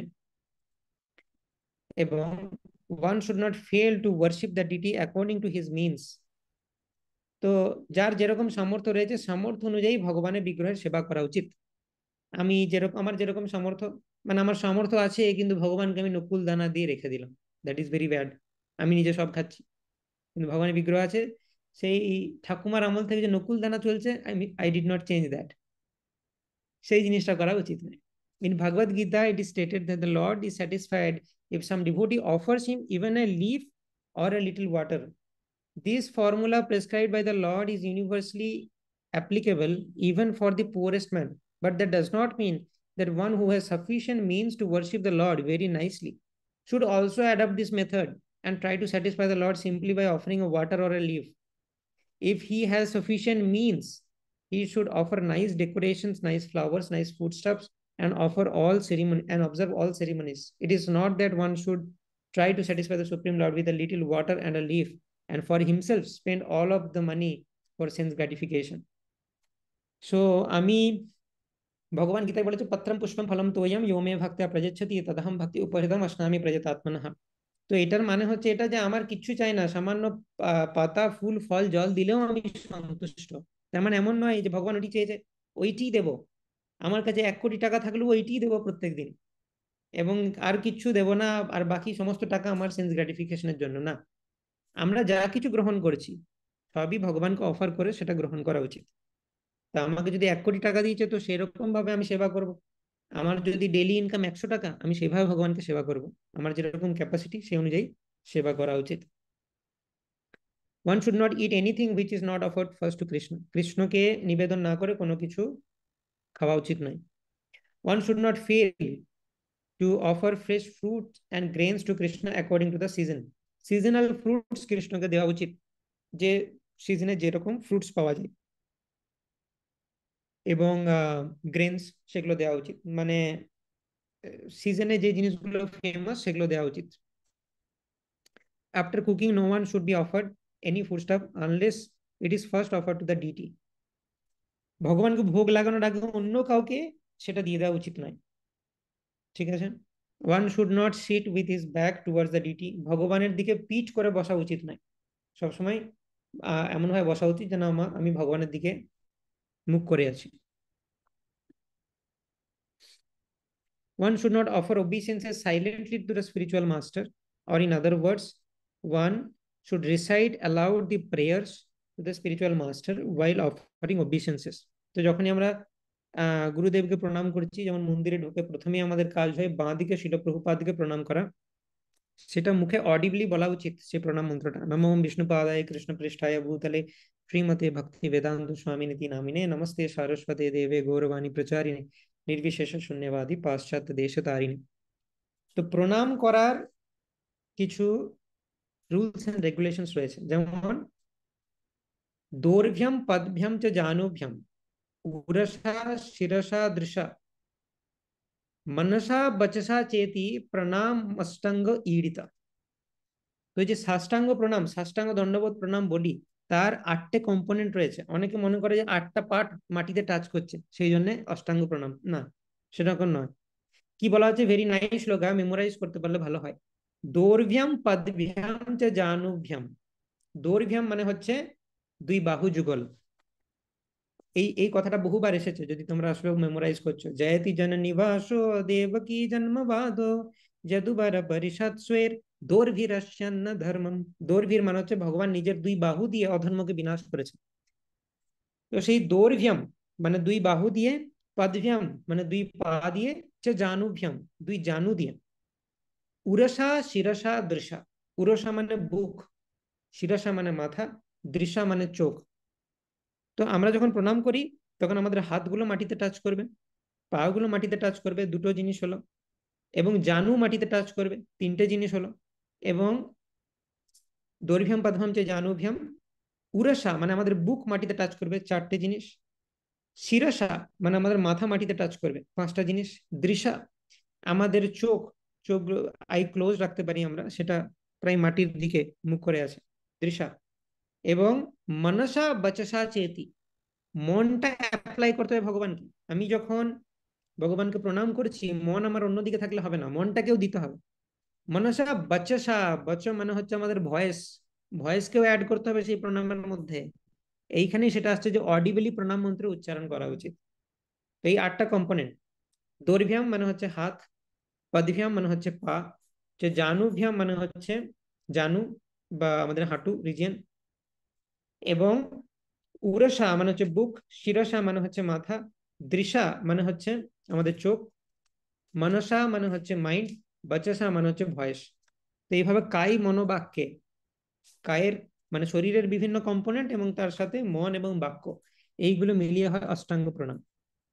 দৈর্ঘ্যম পদভ্যাম চ জানুভ্যাম উরসা শিরসা দৃশা মনসা বচসা চেতি প্রণাম অষ্টাঙ্গ ঈড়িতা। অষ্টাঙ্গ প্রণামের এই হচ্ছে ডেফিনেশন। তো সেটা বলা হলো। হুম, one should not offer obeisances silently, silently obeisances offer করা উচিত নয়। one should not fail to offer some praise in the presence of the spiritual master, যখন গুরুর সামনে যাচ্ছি গুরুকে কিছু না কিছু বলে গ্লোরিফাই করা উচিত, তাকে তাকে গুরুর কিছু কোয়ালিটিকে গুরুর সামনে গ্লোরিফাই করা উচিত, চুপচাপ বসে থাকা উচিত নয়, বা নিজের গ্লোরিফিকেশন করা উচিত নয়, সেটা next. one should not praise himself before the spiritual master, গুরুর সামনে গিয়ে নিজের আমি এই করেছি, আমি সেই করেছি, আমি এই বিশাল, সেটা ঠিক নয়। one should not deride the demigods before the deity, ভগবানের বিগ্রহের সামনে বিভিন্ন দেবদেবীর দুর্নাম করা বা তাদের সম্পর্কে ক্রিটিসাইজ করা সেটা উচিত নয়, কারণ তারাও ভগবানের বৈষ্ণব ভক্তবৃন্দ।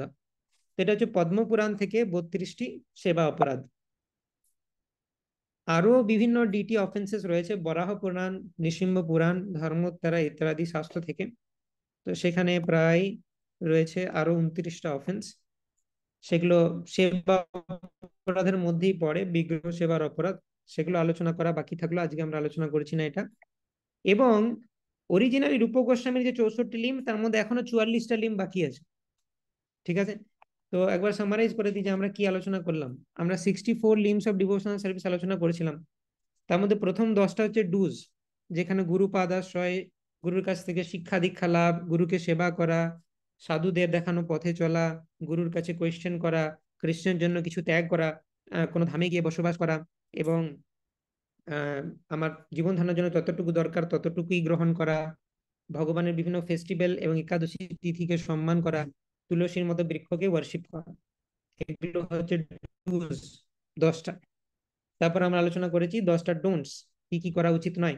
যেমন বিভিন্ন ব্যক্তিদের সাথে অ্যাসোসিয়েট করা উচিত নয় যারা কৃষ্ণ ভক্তি বিমুখ, এবং অনেক বেশি শিষ্য তৈরি করা উচিত নয়, মহা আড়ম্বরের কোনো প্রজেক্ট নিয়ে নেওয়া উচিত নয়, বহু গ্রন্থ পড়া উচিত নয়, কোনো মেটেরিয়াল সিচুয়েশন আমার কমপ্লেন করা উচিত নয় যে আমার এইটা হলে ভালো হতো, ওইটা হলে ভালো হতো। আমার সন্তুষ্ট থাকা উচিত, কৃষ্ণকে সেবা করা উচিত। অতিরিক্ত ল্যামেন্ট করা উচিত নয়, বিলাপ করা উচিত নয়, এবং দেব দেবীদেরকে অসম্মান করা উচিত নয়, এবং অন্য জীবদেরকে কষ্ট দেওয়া উচিত নয়, এবং সেবা এবং নাম অপরাধ এড়িয়ে চলা উচিত, এবং ভগবান এবং ভগবানের ভক্তদের সম্বন্ধে কেউ যদি নিন্দা করে তার প্রতিবাদ করা উচিত।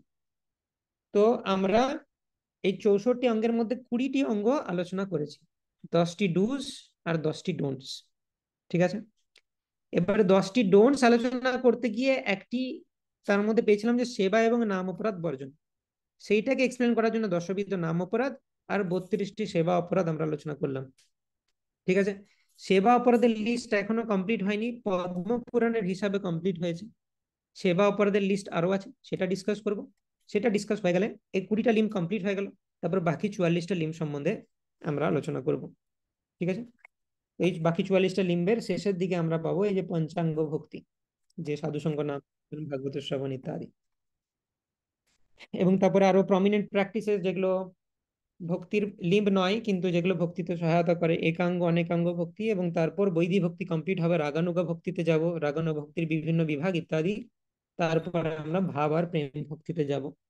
আমি বারবার বলছি, যেহেতু ভক্তি রসামৃত সিন্ধু খুব টেকনিক্যাল গ্রন্থ, কোন জায়গাটা কি আলোচনা করছি সে সম্বন্ধে কিন্তু আমাদেরকে সজাগ থাকতে হবে, নাহলে আমরা খুব সহজেই হারিয়ে ফেলতে পারি যে আমরা এখন কি আলোচনা করছি। হুম, সেটা আমাদের মাথায় রাখতে হবে। খাতাতেও স্ট্রাকচারাল ফর্মে আমি যদি সব ইনফরমেশন না লিখতে পারি, অ্যাটলিস্ট এই স্ট্রাকচারটা লেখা উচিত যে এখন আমরা সেকেন্ড ওয়েভের মধ্যে এই জায়গায় রয়েছি। তো এইভাবে তাহলে আমরা বুঝতে পারবো ঠিকঠাক। আর বুঝতে না পারলে বারবার দেখো ভিডিওগুলো, ভালো করে নোটস বানাও। লাস্টে আমি একটা নোটস পাবলিশ করে দেবো, কিন্তু আমি বলবো, এনকারেজ করবো নিজের হাতে নোটস বানাও, তাহলে অনেক বেশি মনে থাকবে। আমি রেডিমেড দিয়ে দিলে সেটা ঠিক আছে, থাকবে, তোমরা রেফার করতে পারো, কিন্তু নিজের হাতে বানালে সেটা অনেক ভালো। ওকে, এনি কোয়েশ্চেন্স? রেজ হ্যান্ড করতে পারো বা চ্যাট বক্সে লিখতে পারো। সুপ্রিয়া মাতাজি ফ্রম জুম। হরে কৃষ্ণ প্রভু, দণ্ডবত প্রণাম। প্রভু, ধন্যবাদ। মায়াপুর মন্দিরে যখন গুরু পূজা হয় বা এমনি, তো প্রভুপাদের সামনে যখন আমরা মুখ করে থাকি তখন তো ডিটিস কে আমরা ব্যাক সাইড দেখাচ্ছি, তো তখন আমরা কি করব? তো জেনারেলি তখন অল্টার ক্লোজ থাকা উচিত। ঠিক কিন্তু আছে, থাকে না প্রভু। তো ঠিক আছে, যদি সেরকম না হয়, সেটা টেম্পলের মানে এমনিতেই মায়াপুর উদার্য ধাম, তো সেটা ঠিক আছে, তুমি টেম্পলের অথরিটির জন্য করছো, মানে তাদের যে রুলস রেগুলেশন সেগুলো ফলো করছো, সেটা তোমার কাজ নয়। তো প্রভুপাদের যখন গুরু পূজা হচ্ছে, আমাদেরকে প্রভুপাদের দিকেই মুখ করে থাকতে হয়। ঠিক আছে প্রভু, ঠিক আছে, ধন্যবাদ। হুম। আর অ্যাকচুয়ালি ব্যাপারটা হচ্ছে যে এখানে আরেকটা প্রিন্সিপাল কাজ করছে, সেটা হচ্ছে কি যে এই প্রত্যেকটা যে সেবা অপরাধ আমরা আলোচনা করলাম তার পিছনে প্রিন্সিপালটাকে আমাদেরকে বুঝতে হবে। ঠিক আছে, তো প্রিন্সিপালটা হচ্ছে যে আমি যেন ভগবানকে ডিসরেসপেক্ট না করি।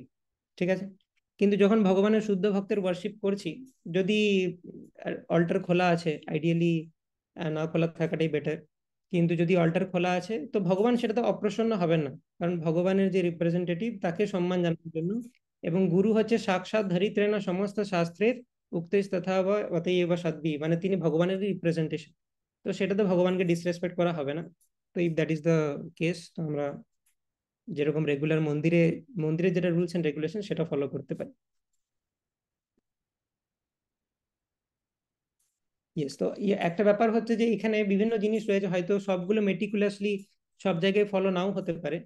তো সেই জন্যই মেইন জিনিসটা শাস্ত্রে বলা হচ্ছে যে স্মর্তব্য সততম বিষ্ণুর বিস্মর্তব্য না জাতুচিত সর্বে বিধি নিষেধসুর এতয়োর এবা কিঙ্করঃ। অর্থাৎ আমার কৃষ্ণের স্মরণটা যেন প্রমিনেন্টলি হয় সেটা দেখতে হবে, আর কৃষ্ণকে আমি যেন ভুলে না যাই। এটা হচ্ছে মেইন প্রিন্সিপাল। শ্রীমদ্ ভাগবতমে একটা সিমিলার শ্লোক রয়েছে যেখানে বলা হচ্ছে মন্ত্রতঃ তন্ত্রতঃ ছিদ্রম দেশ কালার্হ বস্তুতঃ সর্বম করোতি নিশ্চিত্রম অনুসংকীর্তনম তব। অনেক কিছু ছোটখাটো ভুল হয়ে যেতে পারে, যেমন হরিস্থানে অপরাধে তারে হরিনাম। হরিস্থানে যদি ছোট ছোট কিছু অপরাধ হয়েও যায়, কিন্তু হরিনাম যদি করি এই মন্ত্রতঃ তন্ত্রতঃ ছিদ্রম, সেটাতে আমরা দেখতে পাচ্ছি অনুসংকীর্তনম তব, ভগবানের সংকীর্তন যদি চলছে 7 গুণ মাপ কাইন্ড অফ। কিন্তু সেটার আমাদের আবার বেনিফিট নেওয়া উচিত না। এখন কীর্তন চলছে, আমি যা খুশি করতে পারি, আমি ডিটির সামনে পালকি নিয়ে চলে এলাম, জুতো পরে ঢুকে গেলাম, সব করতে পারি কারণ অনুসংকীর্তন চলছে। সেটা করা উচিত না। ঠিক আছে। তো আমাদের চেষ্টা করা উচিত, নলেজে রাখা উচিত এইগুলো, যতটা পারা যায় মেনটেন করা উচিত স্থান কাল পাত্র বিশেষে। ওকে, প্রিয়াঙ্কা মাতাজি। হরে কৃষ্ণ প্রভু। প্রভু বলছিলাম যে আহ, মন্দিরে যেমন যখন যাই আর কি, কাছাকাছি ইস্কন মন্দিরে যেখানে আছে, তো ওখানটায় গেলে না অনেক টাইমে এমন কিছু চোখে হয়তো চাই না, কিন্তু তারপরেও পড়ে যায়, আর অনেক টাইমে না বৈষ্ণব অপরাধ হয়ে যায় ছোটখাটো। কিন্তু তারপরেও আমি মানে এমন কিছু হয়ে যায়, মনে হয় যেন হ্যাঁ ওনারটা এরকম কিছু বা করা উচিত নয় এরকম, কিন্তু আমি অনেক বৈষ্ণব অপরাধ করে ফেলছি। কি করে এই জিনিসটাকে মানে, তো বুঝতে পারছি। এটা খুব ভালো কোয়েশ্চেন, আমি এই জিনিসটা মেনশন করতে ভুলে গেছিলাম। তো এই যে জিনিসটা আমরা শিখলাম, এটা আমরা একটা এক্স রে শিটের মতো পেয়ে গেলাম যে আমার মধ্যে কি কি মিস্টেক্স আছে, এটা সামনে ধরলেই দেখতে পাবে। তো এটা সবসময় আমাদের ইউজ করতে হবে নিজের জন্য, কখনো অন্য বৈষ্ণবদের জন্য নয়। ঠিক আছে। সব সময় আমাকে দেখতে হবে আমি এগুলোর মধ্যে কোন প্রিন্সিপালটা ব্রেক করছি। অন্য বৈষ্ণবদের মধ্যে ত্রুটি থাকলে সেটা আমার দর্শন করা উচিত নয়। প্রথম কথা বুঝতে হবে, ইসকন ডিভোটিদেরকে ট্রেন করার অর্গানাইজেশন। ইসকন শুদ্ধ ভক্তদের অর্গানাইজেশন নয়। কিছু কিছু ভক্ত আছে যারা বহুদিন ইসকনে থাকার ফলে শুদ্ধ হয়ে গেছে, কিন্তু বেশিরভাগই 99% ডিভোটি তারা ইম্যাচিওর নিওফাইট ডিভোটি ইসকনে। তো তাদের মধ্যে দোষ থাকবেই। তো আমার সেই দোষগুলো দেখা উচিত নয়। এই 32 নাম অপরাধ, এই 32 সেবা অপরাধ, দশবিধ নাম অপরাধ, ডুজ অ্যান্ড ডোন্টস, এগুলো সব নিজের প্রতি অ্যাপ্লাই করা উচিত। আমাদের ভাবা উচিত অন্য ভক্তদের দোষ থাকলেও তার দোষটা বুঝবেন গুরু কৃষ্ণ, তার বর্তমান প্রদর্শক গুরু, তার শিক্ষা গুরু, তার দীক্ষা গুরু রয়েছে, তার উপরে কৃষ্ণ রয়েছে, হ্যাঁ, তার মাঝে প্রভুপাদ রয়েছে, ষড় গোস্বামী রয়েছে, তারা তাকে শিক্ষা দেবেন। আমি বারবার এই জিনিসটা বলি, ফলো আ সিম্পল প্রিন্সিপাল, যে তুমি যদি কোনো ডিভোটির গুরু না হও, মানে হয় বর্তমান প্রদর্শক গুরু, শিক্ষা গুরু বা দীক্ষা গুরু, তাহলে তার কি দোষ আছে সেটা তোমার দেখার দরকারই নেই। ঠিক আছে। তো এই জিনিসটা আমাদেরকে বুঝতে হবে। অনেক সময় এরকম বলা হয় যে তুমি যদি দেখো কোনো ডিভোটি রেগে যাচ্ছে, তুমি তার মনকে বোঝাও যে নৃসিংহদেব ভর করেছে তার উপর। কোনো ডিভোটি তার মধ্যে যদি তুমি কাম ভাব দেখতে পাও, ভাবো কৃষ্ণ ভর করেছে তার উপর। তো এইভাবে নিজের মনকে মানিয়ে নাও, তবু তার দোষ দেখো না। যদি অ্যাপারেন্টলি বৈষ্ণবের মধ্যে তুমি দোষ দেখে যাও, তুই ভেবে নাও ভগবানের বিভিন্ন অবতার তার মধ্যে ভর করেছে এখন, সেই জন্য সে এরকম বিহেভ করছে। এইরকম ভাবে মনকে বুঝিয়ে নাও দরকার হলে। কিন্তু তোমার দোষ দর্শন করা উচিত নয় আনটিল আনলেস তুমি তার গুরু কোনো ফর্মে, বর্তমান প্রদর্শক গুরু বা শিক্ষা গুরু বা দীক্ষা গুরু, যা আমরা শিখলাম সেটা দিয়ে আমাদের নিজেদেরকে টেস্ট করা উচিত, নিজেদেরকে ইমপ্রুভ করা উচিত। এবং কৃষ্ণ সেটা গীতাতে বলেছেন, অপিচেত সুদুরাচার ও ভজতে মাম অনন্য ভক্ত সাধুরে এবা সমন্তব্য সম্যক ব্যবসিত হিসাব क्षिप्रम भवति धर्मात्मा शाश्वत शांति निगच्छति कौन्तेय प्रतिजानी ही नमे भक्त प्रणश्यति। আপি চেত সুদুরাচার, যদি কেউ সুদুরাচারী ব্যক্তিও হন, কিন্তু সে যদি চ্যান্টিং করছে আর কৃষ্ণকে পরমেশ্বর ভগবান রূপে অ্যাকসেপ্ট করেছে, এই দুটি জিনিসের গুণে আমাকে তাকে সম্মান দিতে হবে। কারণ জগতে খুব রেয়ার মানুষ রয়েছে যারা কৃষ্ণ ভক্ত এবং কৃষ্ণের নাম জপ করছে।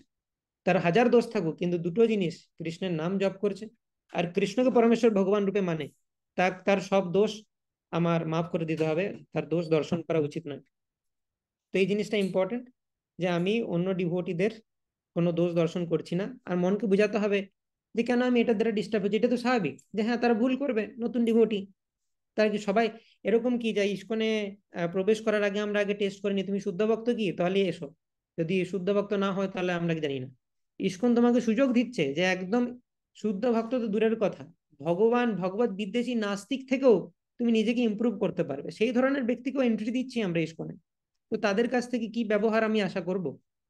তো বিভিন্ন ভক্ত এমনকি যারা বিভিন্ন সিনিয়র পোস্টে আছেন, তাদের মধ্যেও আমি দেখতে পারি বিভিন্ন দোষ, কিন্তু সেটা আমার কনসার্নের বিষয়বস্তু নয়। আমাকে দেখা উচিত আমি ইমপ্রুভ করতে পারছি কিনা, শিল প্রভুপাদ আমার উপর সন্তুষ্ট কিনা, গুরু মহারাজ সন্তুষ্ট কিনা, চৈতন্য মহাপ্রভু সন্তুষ্ট কিনা, কৃষ্ণ আমার প্রতি সন্তুষ্ট কিনা। বাকিদের দায়িত্ব নেওয়ার লোক আছে, আমাকে না দেখলেও চলবে, সেই জিনিসটা আমাদের ফলো করা উচিত। এটা খুব ইম্পর্টেন্ট। আর সব থেকে ইম্পর্টেন্ট, ভালো দেখার চেষ্টা করা উচিত। যে যাই করুক, ভগবানের সেবা তো করছে। যেমন এরকম হতে পারে বেশিরভাগ ক্ষেত্রে কোনো ম্যানেজিং অথরিটি, তার মধ্যে আমি হয়তো কিছু দোষ ত্রুটি দেখতে পাচ্ছি। তো যাই হোক, কোনো একটা ভালো কোয়ালিটি দেখা উচিত। হয়তো সে ব্রহ্মচারী, কিন্তু সে হয়তো কিছু মিসবিহেভ করছে। তো এই একটা অ্যাটলিস্ট ভালো দেখো, সব সংসার টংসার ছেড়ে সে তো কৃষ্ণকে নিয়ে পড়ে আছে। তো এটা তো একটা ভালো গুণ, বাস তার জন্য বাকি আর খারাপ গুণ থাকতে পারে, তো সে পারফেক্ট হবে এটা তো মহা মুশকিল। ব্রহ্মাজিও পারফেক্ট নয়। আর তার আগে আমি যদি নিজের মধ্যে দেখি যে আমার মধ্যে তো অসংখ্য ইম্পিউরিটি আছে, তো আমি কি করে এতে বিচার করবো যে আমি কেন আশা করছি তাকে পারফেক্ট হতে হবে? পারফেক্ট এক্সাম্পল চাও? Yes we have. Shrila Prabhupada is perfect, Guru Maharaj is perfect, Chaitanya Mahaprabhu is perfect, six Goswami are perfect, Narottam Das Thakur is perfect, Vishwanath Chakravarti Thakur is perfect. তো these are our perfect examples. তাদেরকে দেখে এগিয়ে চলো। এবং কারেন্টে আচার্যদের মধ্যেও নট অনলি গুরু মহারাজ, আরো অনেক পিওর ডিভোটিস রয়েছে, যেমন রাধেশ্যাম প্রভু ইজ পারফেক্ট, অমরেন্দ্র প্রভু ইজ পারফেক্ট, অমোগলীলা প্রভু ইজ পারফেক্ট। এরকম প্রচুর এক্সাম্পল পেয়ে যাবে। গৌরাঙ্গ দর্শন প্রভু ইজ পারফেক্ট। তো তাদেরকে ফলো করো, তারা ভক্তিতে ম্যাচিওর। তুমি কেন ওই এক্সাম্পল গুলোকে ফলো করছো যারা এখনো স্ট্রাগল করছে? যে হ্যাঁ টাইম লাগবে, ভগবান তো বলছে ক্ষিপ্রম ভবতি ধর্মাত্মা, তারা খুব শীঘ্রই ধর্মাত্মাতে পরিণত হবে। এখন ভগবানের টাইম ফ্রেম থেকে শীঘ্র মানে তার মাল্টিপল লাইফ টাইমও লাগতে পারে, সেটাকেও ভগবান বলছে শীঘ্র। ঠিক আছে, কারণ ইভেন ব্রহ্মাজির টাইম ফ্রেম থেকে যদি দেখি 1 সেকেন্ড মানে পৃথিবীতে 1 বছর, তাহলে ভগবানের টাইম ফ্রেম থেকে ভগবান যদি বলে তাড়াতাড়ি হয়ে যাবে, কয়েকটা 10-12টা লাইফ টাইম লাগবে, সেটা ভগবানের কাছে খুব শীঘ্র। তো আমাদের তাদেরকে টাইম দেওয়া উচিত। হ্যাঁ, আর আমাদেরকে যে সেবাটা দেওয়া হচ্ছে সেটি ভালো করে করা উচিত। আমার থেকে উপরে সিনিয়র সে কি ভুল করছে সেটা নিয়ে আমার চিন্তা করা উচিত না। আমি যদি কিছু দেখতে পাই, আমি আমার সিনিয়রকে জানিয়ে দিলাম যে প্রভু এরকম এরকম দেখলাম, আপনি এবারে বুঝুন কি করবেন, বাস আমার মাথা থেকে সেটাকে ডিলিট করে দেওয়া উচিত। আমার আর কিছু দেখা উচিত না, আমার নিজের প্রতি কনসেন্ট্রেট করা উচিত। ওকে, এটা একটা ভেরি ইম্পর্টেন্ট পয়েন্ট। ওকে, সোমা মাতাজি। হরে কৃষ্ণ প্রভু, প্রণাম। বলছি প্রভু, আপনি সেবা অপরাধ গুলো বলছিলেন, আমি তো আর লিখতে পারিনি, অত তাড়াতাড়ি করে লিখতে পারছিলাম না, তো আপনি যদি একটু দেখান তাহলে আমি স্ক্রিনশট নিয়ে নিতে পারি। আর ভিডিও, তাছাড়া একটা একটা কোশ্চেনও ছিল। ওই সেবা অপরাধের স্ক্রিনশট আপনি ভিডিওটা রেকর্ডিং থেকে পেয়ে যাবেন, বা পরেও আমি দিয়ে দেবো আপনাদেরকে লিস্ট। হ্যাঁ, সেটা থেকে পেয়ে নিয়ে নিতে পারেন, কোনো অসুবিধা নেই। হ্যাঁ, কোয়েশ্চেনটা না, বলুন। না, প্রভু বলছি যে মানে নিতান্তই একটা কোশ্চেন। আসলে আপনাকে ভিডিও দিয়েছিলাম আমি, 4জন ডিভোটির সাথে আমি জাপ করছিলাম। তো ও বাবা এসছে, খুলে দাও। বলছি যে প্রভু, ওই ওই সময় কিছুদিন পরে একজন মাতাজি এসেছিলেন আমার কাছে। তো উনি মানে মাঝে মধ্যে জাপ করতেন, প্রত্যেক দিন না। আমি প্রত্যেক দিন ওনাকে বলতাম যে একটু করে 1 মালা করে হলেও অন্তত জাপ করো, একটু করে ভগবত গীতা দিয়েছিলাম, ভগবত গীতাটা পড়তে বলতাম। তো ওই মাতাজির বাবার হঠাৎ করে শরীর খারাপ হয় এবং উনি হসপিটালাইজড হন। তো সেক্ষেত্রে উনি আমাকে এসে বলছেন এরকম এরকম করছি, জাপ করছি, আমার মনে হয় সেই জন্যই এরকম আমার বাবার এত শরীর খারাপ হয়ে গেল, এই হয়ে গেল। তো আমি শাস্ত্র থেকে বহু মানে অনেক করে বোঝানোর চেষ্টা করলাম, উনি বুঝলেন না। মানে রেগে চলে গেলেন উনি। তো এতে কি কোনো অপরাধ হতে পারে প্রভু? না, আপনি আপনার বেস্ট দিয়ে ট্রাই করেছেন। তো এরকম হবে যে সবাইকে বোঝানো সম্ভব হবে না, তো ঠিক আছে, উনি একদিন নিজেই বুঝবেন। এই লাইফ টাইমে না বুঝলেও অন্য লাইফ টাইমে বুঝবেন। তো এখন হয়তো উনি ইমোশনালি অনেকটা ডিস্টার্বড আছেন, সেজন্য বুঝতে চাইছেন না, পরে বোঝানোর চেষ্টা করতে পারেন। বেসিক্যালি জিনিসটা হচ্ছে কি, উনি আর আমার সাথে একদমই কথাবার্তা বলা ছেড়ে দিয়েছেন, মানে প্রবলেম, বেশি বিরক্ত করার দরকার নেই। কোনো না কোনো লাইফ টাইমে কোনো বৈষ্ণবের সাথে তার যুক্ত হবেন, তখন বুঝবেন। আপনি আপনার জন্য প্রে করতে পারেন ভগবানের কাছে, বাস তাহলেই হবে। তো মেন জিনিস এখানে এটাই হচ্ছে যে আমি আগে যা করেছি তার ফল এখন পাচ্ছি, এখন যা করব তার ফল পরে পাবো। তো এখন আমি আজকে চ্যান্টিং করে নিলাম মানে আজকে যেটা পাচ্ছি সেটা আজকের চ্যান্টিং এর ফল, সেরকম নয় ব্যাপারটা। আমার আগে প্রিভিয়াস কর্ম আছে, তো সেটা আমি এখন ভোগ করব। এখন আমি যে ভালো কর্ম করব সেটা আমি পরে ভোগ করব। তো এটা সিম্পল প্রিন্সিপাল। যদি কেউ এটা বুঝতে না চায় তো ঠিক আছে, তার টাইম লাগবে, সে এখনো কৃষ্ণ ভক্তি গ্রহণ করার জন্য নাইতে। থ্যাংক ইউ প্রভু। ওকে, তো ইয়েস, নীলাঞ্জন প্রভু। হরে কৃষ্ণ প্রভু, ধন্যবাদ হরে প্রভু। কৃষ্ণ প্রভু। প্রভু, একটা প্রশ্ন আছে আমার। যে ডোন্টস ছিল তার মধ্যে প্রথম ডোন্টস এ একটা লাইন লেখা ছিল ওখানে যে better to live with a snake, hmm hmm. Haridas Thakur. তো ওইটা আমি একটু মিস করে গেলাম, ওটা একটু। ইয়েস, অ্যাকচুয়ালি ওটা এক্সপ্লেন করিনি আমি, কারণ অনেক এক্সপ্লেনেশন গুলো বড় হয়ে যাচ্ছে। তো let me share the screen.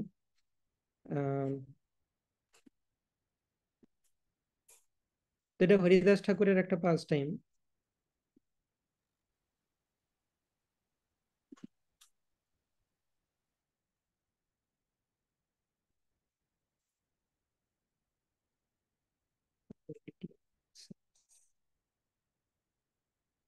সঙ্গ ত্যাগ।